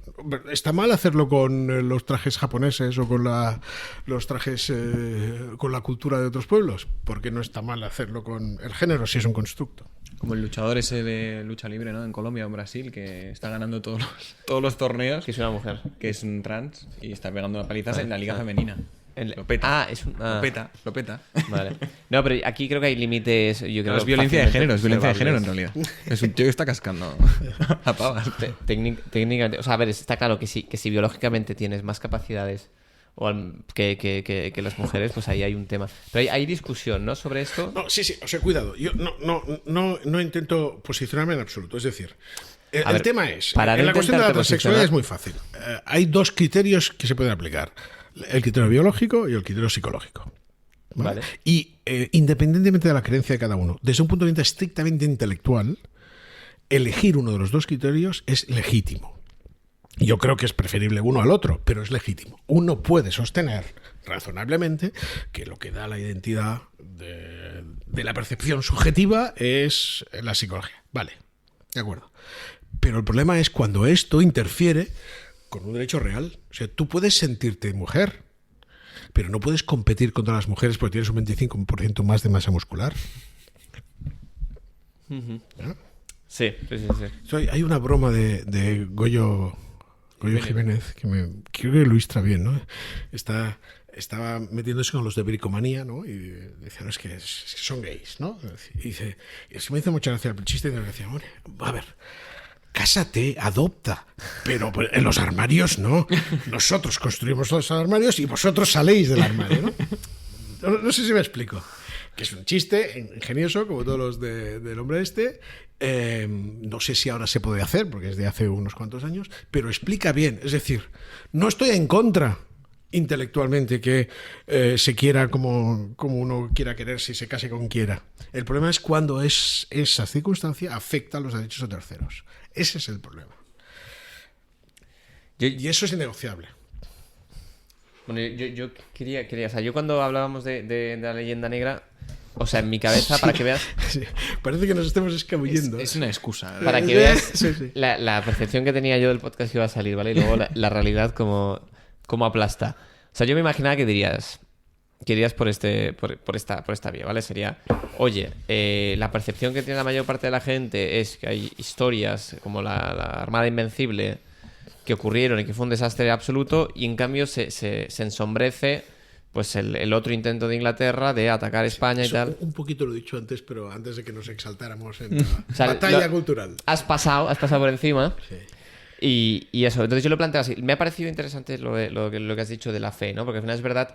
Hace poco fui a una conferencia sobre España tal de unos historiadores que decían que la monarquía española no era como se autodenominaban. O sea, ellos decían que era la monarquía católica. O sea, la monarquía española es el término que se ha utilizado desde fuera para decir que eran los españoles, sí. ¿no? La monarquía hispánica, sí. El término que se usaba era su católica majestad, efectivamente. Exacto, entonces. Como los ingleses, el término que usaban era su graciosa majestad, que viene a ser un sinónimo. Que gracioso no es que sea simpática, sino que es por gracia. Por gracia. Sí, porque Isabel no... O sea, no Los descarga. ingleses graciosos. Ha habido buenos, pero graciosos. Alguna broma con el Papa. Venga, voy a hacerme una religión. Venga, basta. Sí, pues, pero es verdad que la hemos tratado de otra manera diferente. Y que... No, mira, para que no parezca que no... ¿Alguna que no lo historieta? quiera explicar. El caso de la llamada Armada Invencible y de la Invencible inglesa, ¿no? Que esto es una cuestión de terminología. Es muy interesante cómo se explica la historia, que los ingleses son muy hábiles en eso, ¿eh? Los ingleses son el pueblo más capaz de convertir una derrota en una victoria. Porque Dunkerque fue una derrota y la vendieron como una victoria. La huida del general, del duque de Wellington por La Coruña fue una derrota estrepitosa contra las tropas napoleónicas y la vendieron como una gran victoria. O sea, son muy hábiles, digamos, si no ganan, empatan los ingleses, ¿no? Pero en el caso de la Armada Invencible es muy interesante porque técnicamente, digamos, la idea es Isabel I está desafiando el poder militar español, digamos, de un modo que para la mentalidad de la época es injusta, y entonces Felipe II quiere dar un escarmiento. Y lo que plantean, que tiene su guasa, es lo que después se plantea Hitler y Napoleón menos, que es invadir Inglaterra. La diferencia es que ellos hubiesen podido, si hubiesen querido. El plan era muy fácil. Holanda era española, Flandes, mandan a la flota a Holanda, embarcan a los tercios y desembarcan. Además, la idea era desembarcar en Londres, o sea, remontar el Támesis y bajar, nada de desembarco anfibio, no, bajar por las escaleras. O sea, tener una concepción de la potencia de los tercios bastante fuerte y bastante ajustada a la realidad. Entonces, lo que acaba sucediendo es que, por una serie de digamos, incidentes, la tormenta perfecta, la flota española se enfrenta fundamentalmente a una situación en el mar mala y también, eso hay que reconocerlo, se enfrenta a su propia mentalidad. Porque los ingleses, los pocos enfrentamientos que hacen, lo que hacen es usar la técnica, después usarán los alemanes con los submarinos, digamos, del lobo contra el león, ¿no? Un barco inglés desafía a un galeón español, un capitán español del siglo XVI no puede no responder a la afrenta, lo persigue y cuando entra en la ensenada se encuentra unos cuantos barcos ingleses que lo atacan, ¿vale? Esa era la táctica inglesa, que en eso fueron inteligentes. Eso es su mejor baza, ¿no? Entonces, yo siempre me acuerdo cuando estudiaba de pequeño, o sea, ¿cómo puede ser si la derrota fue tan grande, que España siguiese siendo una potencia hegemónica en el mar 200 años? Porque hasta Trafalgar, España es una gran potencia militar, naval, grande. O sea, el siglo XVIII no es de decadencia, es el mejor momento de la flota española, de la Armada Española, ¿vale? Claro, digamos, lo que ocurre es que es como el parchís, se comen una y cuentan 20. Es así de simple. ¿Qué ocurre? Que la flota española, que pierde más o menos entre pilotos y flotas un tercio de sus efectivos, más o menos, consigue volver maltrecha y se va a La Coruña a ser reparada. Y los ingleses hacen una mala lectura de la situación. Se creen, por eso decía que los malvados son mejores que los estúpidos, porque se creen su propia propaganda, que han vencido a los españoles, y no les han vencido en absoluto. Entonces montan una gran flota para ir. Tenían 3 objetivos, tenían su guasa. Acabar de destruir la armada del Atlántico de La Coruña, la conquista de Lisboa para poner al aspirante a rey lisboeta, digamos, bueno, portugués, y la conquista de las Azores para tener una plataforma para el Atlántico, ¿no? Y, digamos, lo intentaron contra el gigante español, con errores, digamos, que hoy en día diríamos de inteligencia, ¿no? No de inteligencia, de información. Los espías ingleses no eran lo bastante buenos. Estaban convencidos que los portugueses se enfrentarían a los españoles y que serían pro-ingleses y, digamos, creían que las defensas españolas eran más débiles, etc.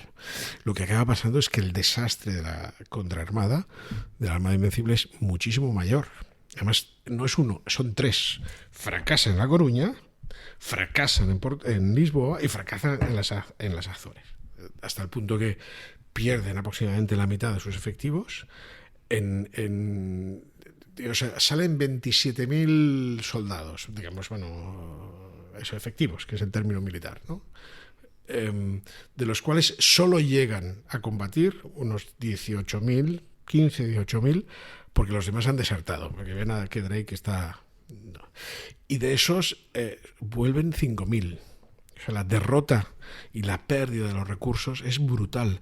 Esa es la razón por la cual los ingleses tardarán décadas en conseguir, digamos, volver a desafiar el poder español, que seguirá, el Atlántico seguirá siendo un lago español, hasta muy entrado el siglo XVI. Y cuando has dicho que ven XVII, perdón. Cuando has dicho que ven que Drake está, ¿a qué te refieres? ¿Está loquillo? Sí, o sea, Drake es un buen ejemplo de el principio de Peter. ¿Sabéis el principio de Peter? ¿Habéis oído hablar del principio de Peter? Es un principio que... No, que es muy bueno, no habéis oído hablar, es buenísimo. Que en un sistema de funcionariado, digamos, ¿no? En que puedes subir pero no te echan, todo el mundo alcanza su máximo nivel de incompetencia, ¿no? Pues, tú entras a trabajar en un negociado y si lo haces bien, te promueven, ¿no? Y si lo haces bien, te promueven. Y si lo haces mal, te quedas.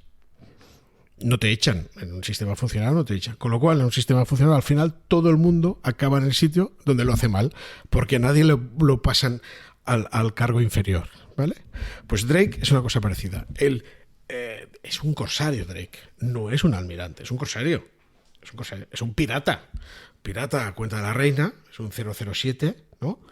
Pero es un pirata. Entonces, digamos que para hacer el corso funciona razonablemente, y funciona razonablemente para hacer un corso mayor, pero no es en absoluto un buen almirante. En absoluto. Entonces, va con un mando que no... De hecho, el duque de Medina Sidonia, que no tenía experiencia naval, era menos malo como almirante porque sabía que no tenía conocimientos navales. Entonces era prudente.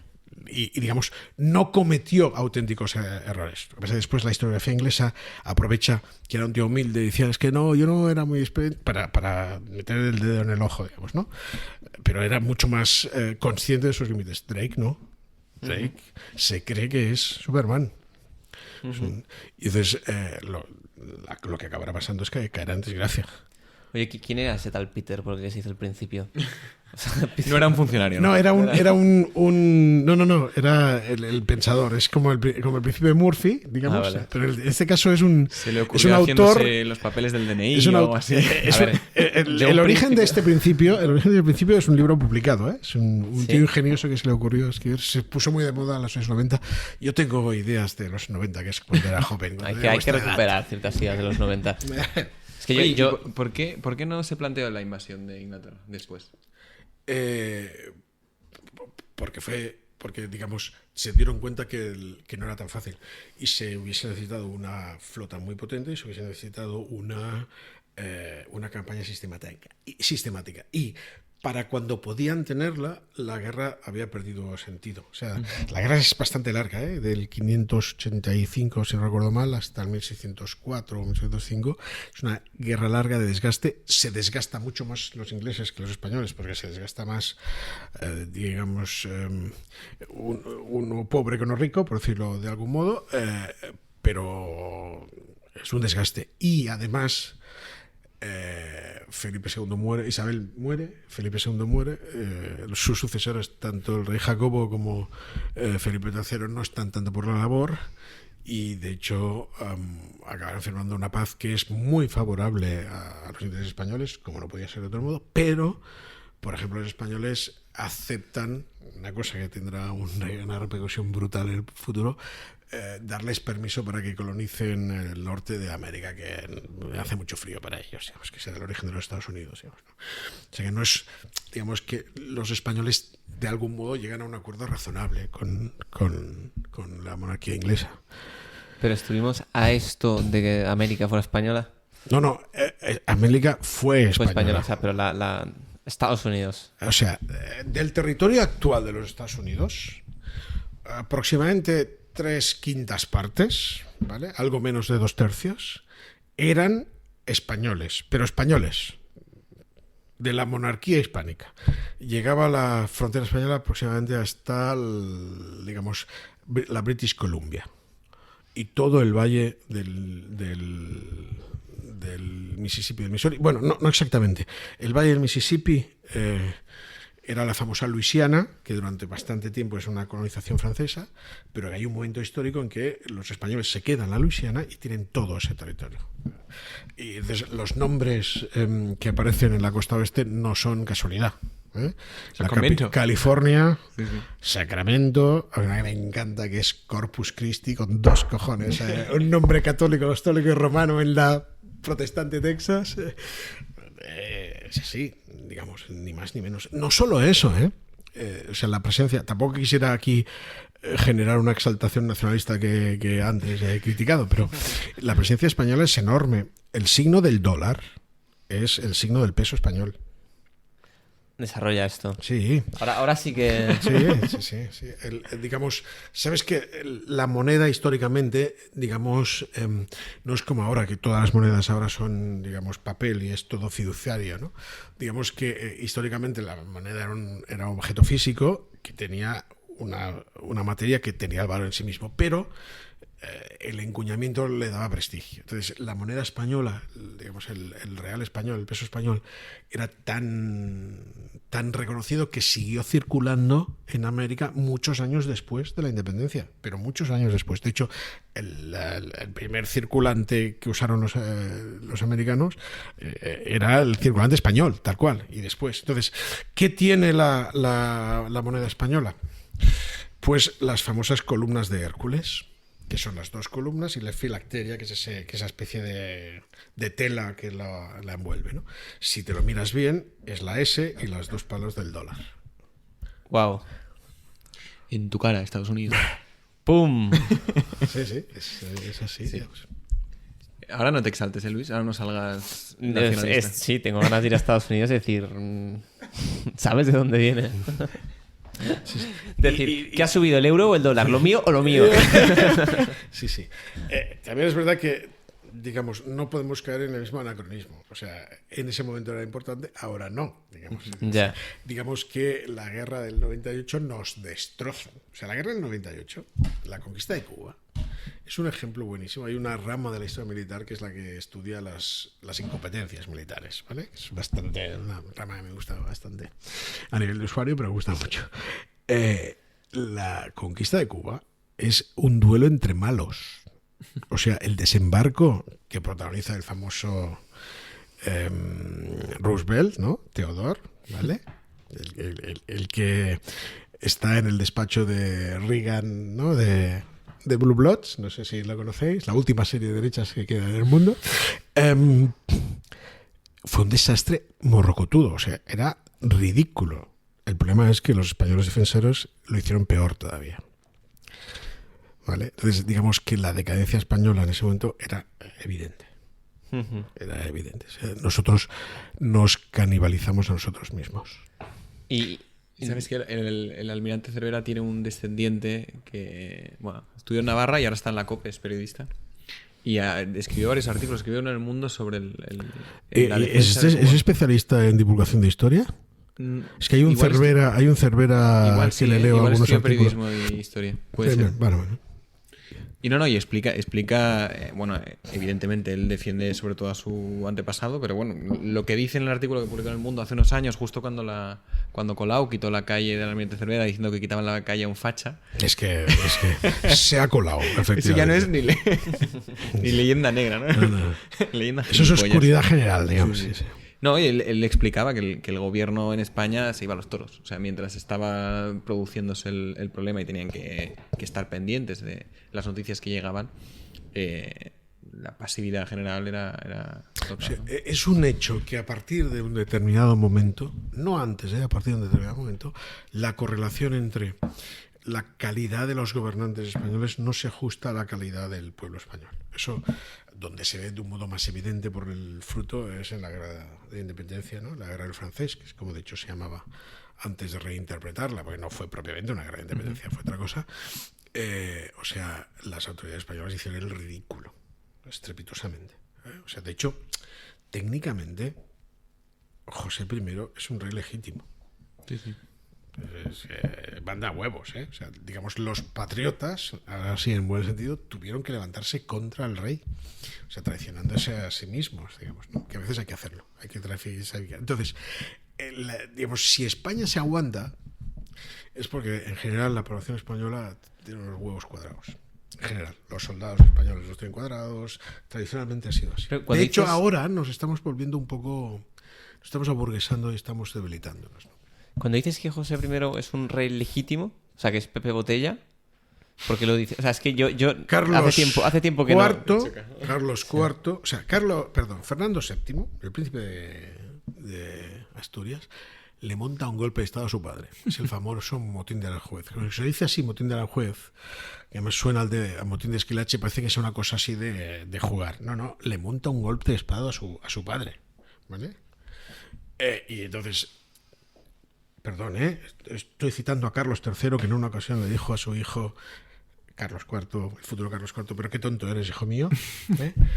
No se les ocurre otra cosa que, digamos, buscar un arbitraje. Y van ellos, padre e hijo, a pedirle a Napoleón que arbitre. O sea, una gallina y un gallo van a pedirle justicia al zorro. ¿Qué hace el zorro? Pues... Wow. Entonces abdica el padre en el hijo y el hijo abdica en Napoleón. ¿Qué dices? Y Napoleón cede la corona a José. ¿Qué dices? Que además, cuando entra en España, José no tiene realmente ningún sentido. quiere.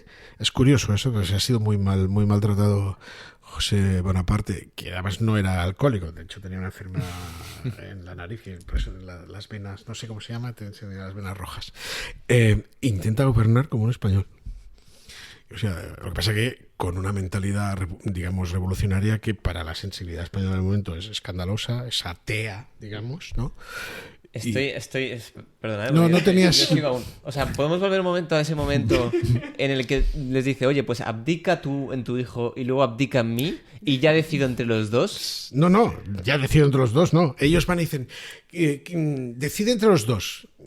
¿Quién tiene más derecho a ser rey? ¿El padre o el hijo? Cada uno sosteniendo su posición. Y Napoleón dice, no, mira, ni el uno ni el otro. Mi hermano en concreto. Sí. Ahora que lo preguntas. Pero es que, o sea, sigo sin entender el razonamiento, porque, o sea, ir al árbitro ya me parece una locura, pero el momento en el que ceden sus derechos a Napoleón... hay un concepto que si lo tienes en cuenta lo verás más claro. Se llama cobardía. Carlos IV era razonablemente buen tío, pero un cobarde. Y Fernando VII era un cobarde de primera magnitud. Pero para montar un golpe de estado a su padre, o sea, no me parece algo típico del cobarde, ¿no? No, es típico del niño malcriado.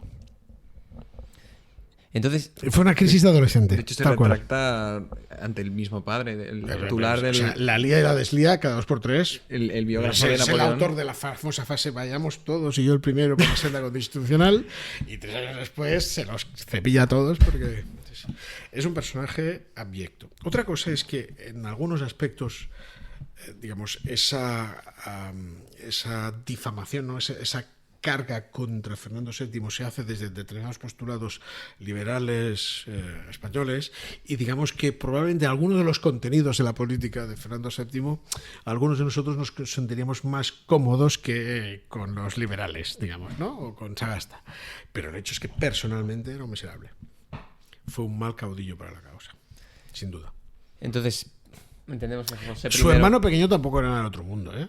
O sea, digamos que los oyentes. Los legitimistas carlistas también déjalos correr, ¿eh? Lo que pasa es que en este caso... Pero el pequeño.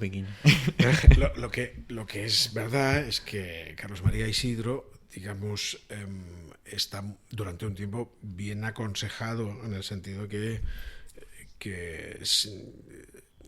sintoniza con una sensibilidad concreta, digamos, ¿no? En ese sentido, no, humanamente no es tan malo, pero también un personaje así un poquitín curioso, ¿eh?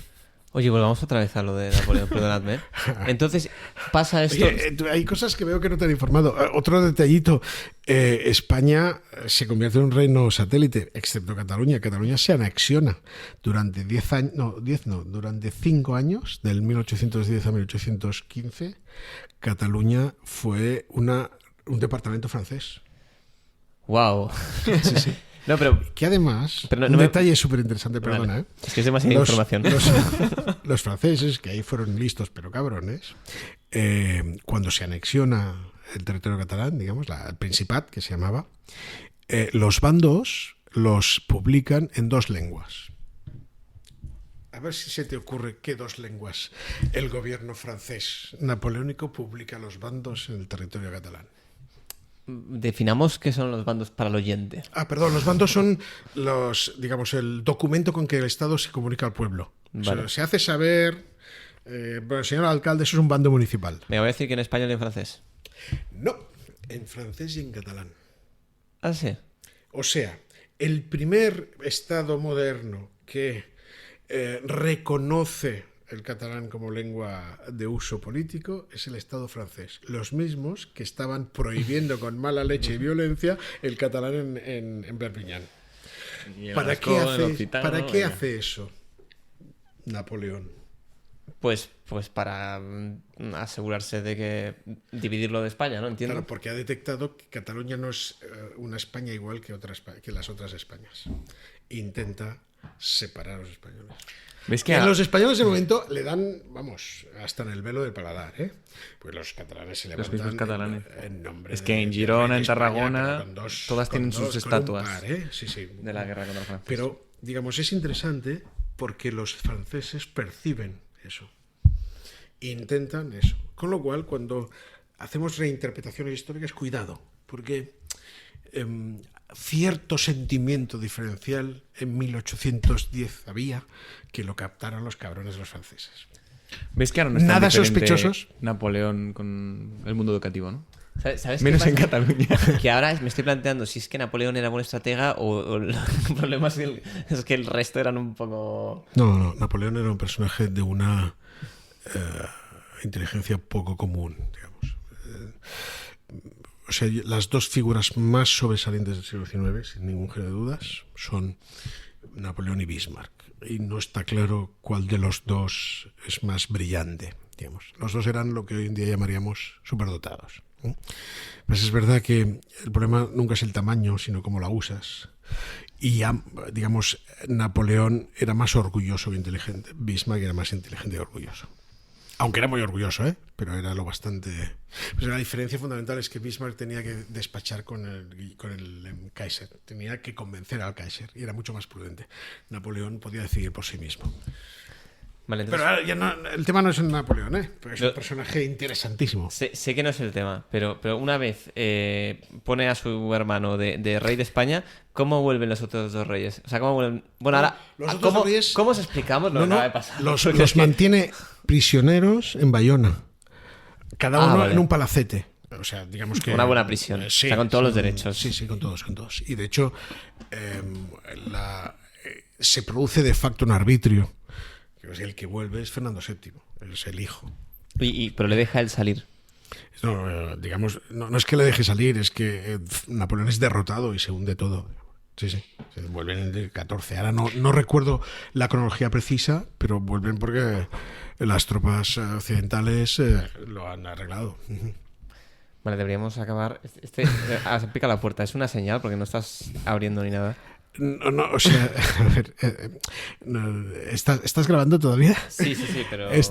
Digamos, informamos a nuestros oyentes que lo hacemos desde mi despacho. Y mi despacho se abre la puerta cuando yo digo, no cuando... No, porque es que puedo estar haciendo cosas, o sea, haciendo cosas, Bismarck, ¿no? tener conversaciones que no... Entonces, todo el mundo sabe que se golpea a la puerta si se puede y si no se puede. Esto es lo que yo defino autoritas. Cuando la gente ya sabe. Oye, ¿tú sabías que, bueno, cuando vuelve Fernando VII sufre intentos de golpes de Estado hasta que triunfan en el 1820? Y hay uno de todos, son una mierda de golpes de Estado, pero hay uno de ellos... Lo español es llamarles pronunciamientos, que exacto. mola mucho, me encanta ese nombre. Pues hay uno de ellos, no recuerdo ahora cuál de todos, porque hay uno casi cada año, del 14 al 19, que la idea es traer a Carlos IV, que estaba en Roma, en un barco y que desembarcase en Valencia. Y el golpista liberal que lo estaba planeando convence a Carlos IV y le dice que ya le está enviando un barco. Y el barco que le envía es un barco civil, un barco Mercante. Carlos IV se planta, dice, a mí o me traes un buque de guerra o no desembarco. Y el golpe se va al garete por el tiempo que pierde el otro. Digamos buscando que un buque. Carlos III es uno de los mejores reyes españoles y bastante perspicaz. Hijo mío, eres tonto. Te por contrapartida, que Carlos IV es una persona bondadosa. De hecho, es muy famosa la leyenda también negra en ese sentido de los supuestos amoríos de Godoy con la princesa. Por lo que yo sé, es el único rey Borbón, es el único rey español al que no se le conoce ningún escarceo. Eran un matrimonio bien avenido que se amaban y fieles, por lo que yo sé, lo cual es una cosa insólita. Y un arma de doble filo, porque podría parecer que solo se puede ser fiel si se es imbécil, que no es el caso. Oye, pues yo creo que hemos pasado un poquillo la hora. Yo la verdad es que me lo estoy pasando muy bien. Llevamos 1 hora y media, pero imagino que... 1 hora y media. Bueno, carambas.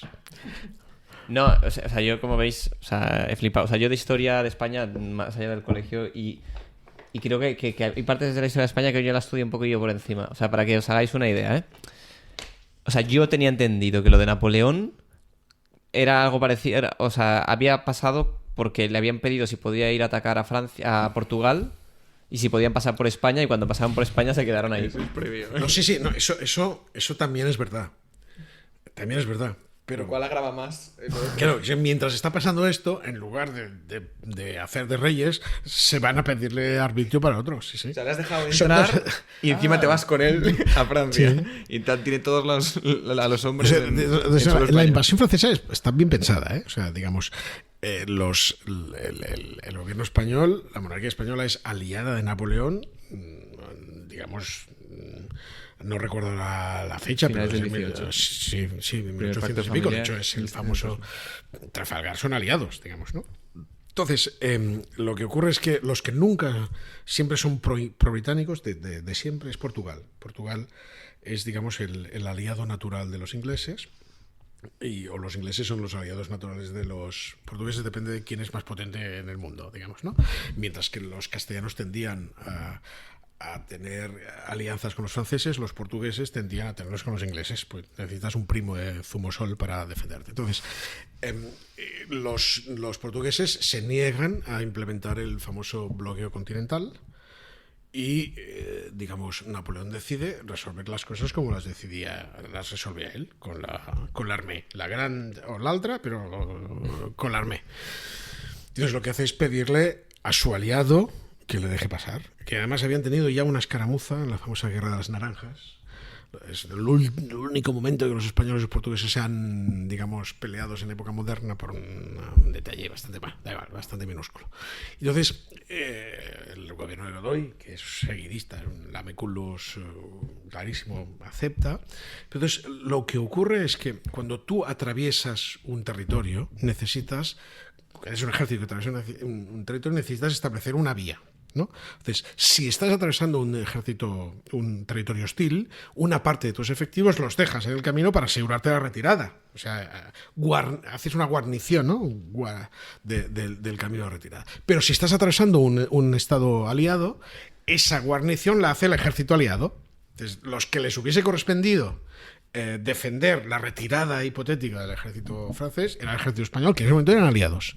De hecho, son muy aliados, ¿eh? Y las dos divisiones mejores son enviadas a Dinamarca como aliados de los, ¿no? el famoso cuerpo del Marqués de la Romana, digamos, que eran las tropas de élite españolas, que son las que después protagonizarán la novela de Pérez Reverte, la novela corta de los que han quedado atrapados. Perdón, la cuestión es que, para sorpresa de los españoles, no del gobierno que no se entera de los españoles, las vías de acceso para ir a Portugal son 3 en lugar de 1, y los franceses van dejando guarniciones en el camino. O sea, entran por Cataluña, entran por Bayona y entran por Aragón. Y ¿qué está pasando? ¿Qué está pasando? ¿Qué está pasando? Y lo que estaba pasando es que estaban ocupando de facto España. Pretendían mantenerlo. Pero querían hacerlo de un modo incruento. Pues Napoleón no era imbécil, no quería hacer la guerra, sino quería. Entonces, aprovecha la maniobra de los reyes y proclama a José.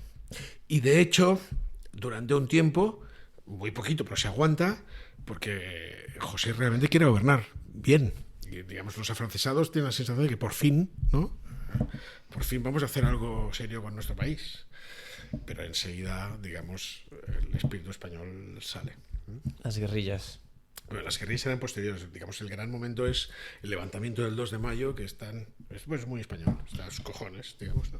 Esto también, el motín de Esquilache fue eso, ¿no? Cuando Esquilache dijo, no, a partir de ahora tenéis que llevar el sombrero de 3 picos y la capa corta. Y los españoles dijeron, ¿qué?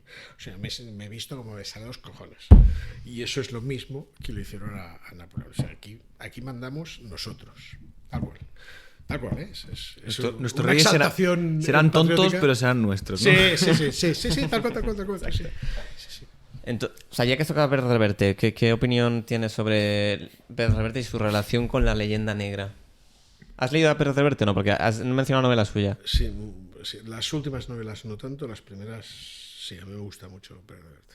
O sea, me parece que una cosa que es bastante insólita, que es un hombre libre. En la mente cultural español en general y en la mente cultural catalana específicamente hay pocos hombres libres.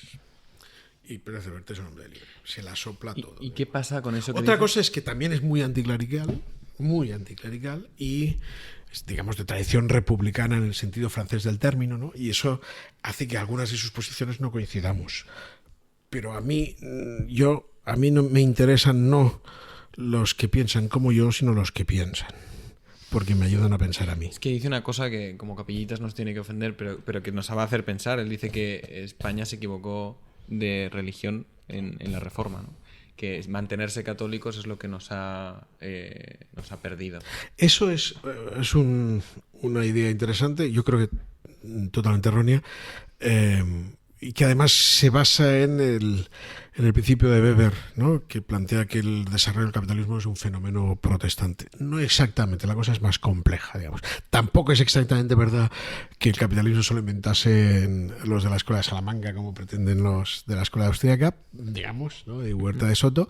O sea, las cosas son más complicadas de lo que parecen, pero no es cierto eso. De hecho, no es cierto. Es en un determinado ambiente, pero o sea, la moral pública protestante que dará lugar a la cultura americana es mucho más dura. La moral pública católica que dará lugar a nuestros defectos y nuestros pecados es mucho más confortable. Es que es así. Las cosas son como son. Entonces, ¿qué es preferible? ¿Ser muy rico y muy insolidario? ¿O ser menos rico y soportar? O sea, en la poscristiana España, con 200.000 familias y diferentes variantes, ¿qué es lo que ha sostenido a la crisis del 2008, ahora la pandemia? Que la familia española es real. Es real. O sea, los americanos a los 18 años te mandan a la universidad y ya no les vas más a tus hijos. Aquí los hijos se quedan hasta los 40. Vale, sí, que es un inconveniente, pero porque los vínculos de afecto se mantienen. Dale un noruego una crisis, ¿no? Y a ver qué pasa. No, sí. Un sueco. Sí, tampoco hay que caer en los tópicos, digamos, pero es verdad. Pero ahí incidiendo en la pregunta, porque he visto que te gusta, y entonces voy a seguir incidiendo. La Vas leyenda... a conseguir que me detengan por algún... Bueno, según qué leyes ahora sí, vayan intento saliendo. saber que Depende de cuándo se qué escuche el callo he podcast. pisado, sí. Cuanto menos que si te hace una estatua te la tirarán. Entonces, la pregunta sobre... O sea, pero Pérez Reverte, ¿no te da la impresión de que se dedica a trasladar la leyenda negra inglesa en sus novelas? No, yo no tengo esa... O sea, no he leído lo último, pero, no sé, a la triste no es eso para nada, digamos, a mi juicio. O sea, es verdad que él tiene un juicio histórico, digamos, más de izquierdas que de derechas, por simplificar mucho. Pero es un juicio histórico muy pensado. O sea, Pérez Reverte no repite consignas, piensa por su cuenta. Entonces piensa cosas que yo no comparto. Mira, en lo que sí que estaría de acuerdo es en la afirmación que he dicho antes, que el pueblo español es mucho más de más calidad que los gobernantes españoles. Eso sí que lo afirmaría, porque tiene ese punto así, digamos, bueno, es de Cartagena, aquí los cartagineses, se caracterizan porque, digamos, si hay que montar un cantón, se monta un cantón, Sí, aunque no sea la razonable, independencia ¿no? se declara. Sí, ¿vale?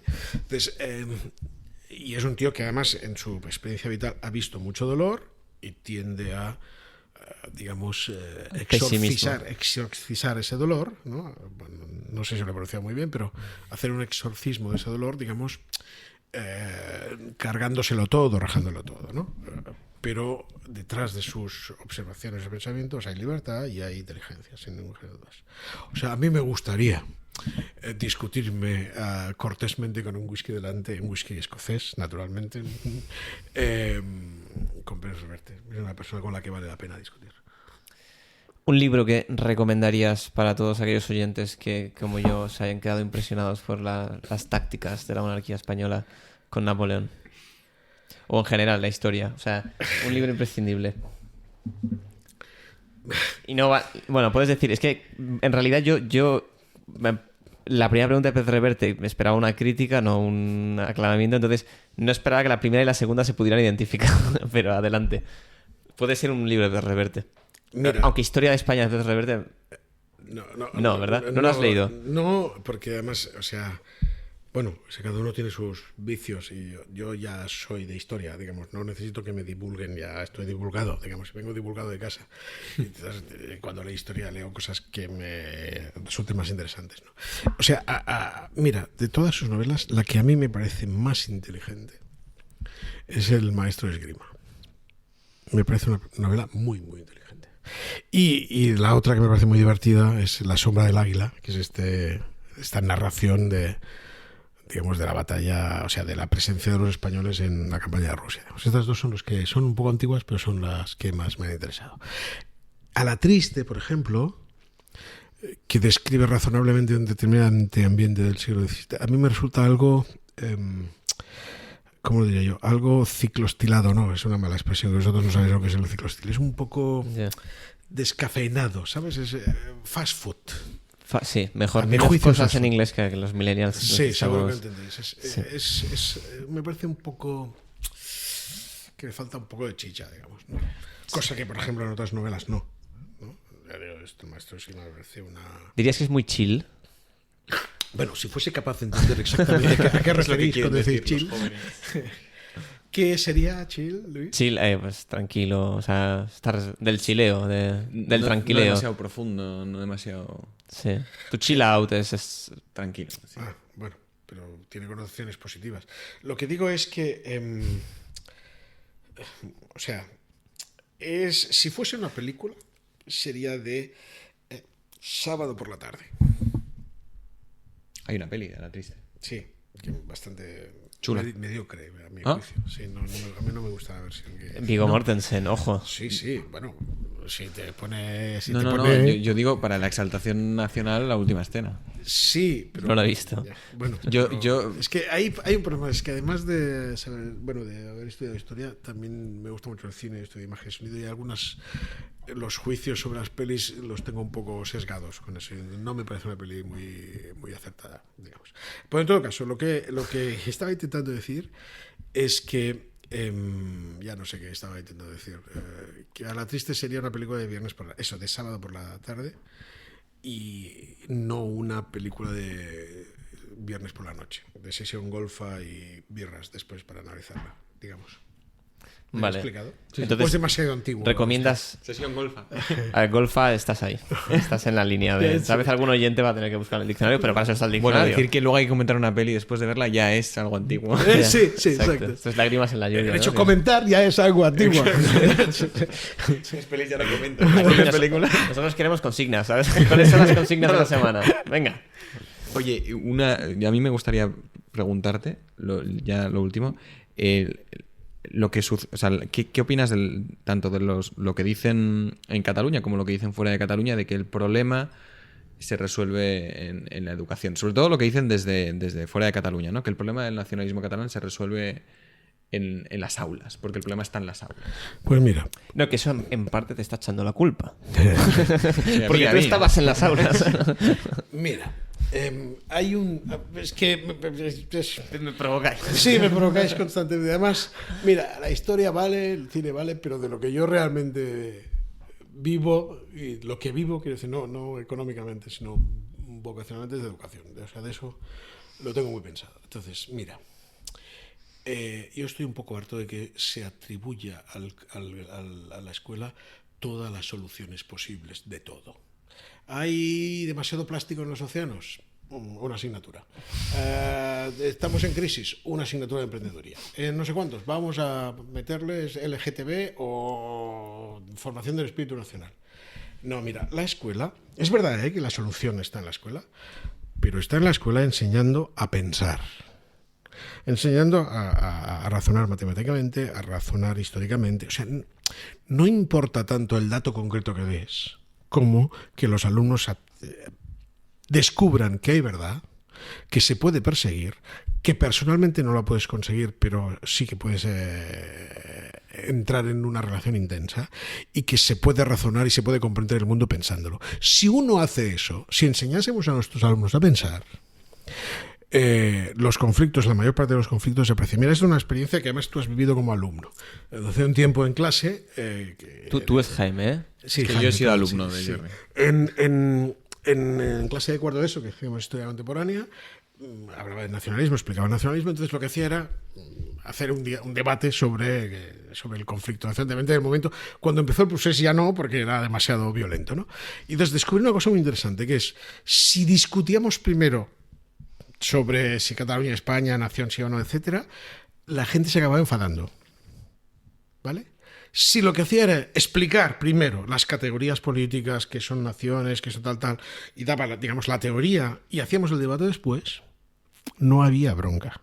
O sea, descubrí por la vía de los hechos, por la pura experiencia, que si nutres de los conceptos a los alumnos piensan. Entonces, el problema no es si tenemos que nacionalizar España o Cataluña. Eso es enseñemos a los españoles, a todos, a los catalanes y a los de Huesca, a razonar y a pensar, y seguramente pensarán y razonarán. Oye, me ha gustado mucho esto, ¿eh? Como cierre del podcast. Genial. De hecho, no quiero preguntarte nada más porque ya lo... Porque no puedo decir nada mejor ya. Sería un bajón. Muy bien. Oye, muchísimas gracias. Un placer de verdad. charlar con vosotros.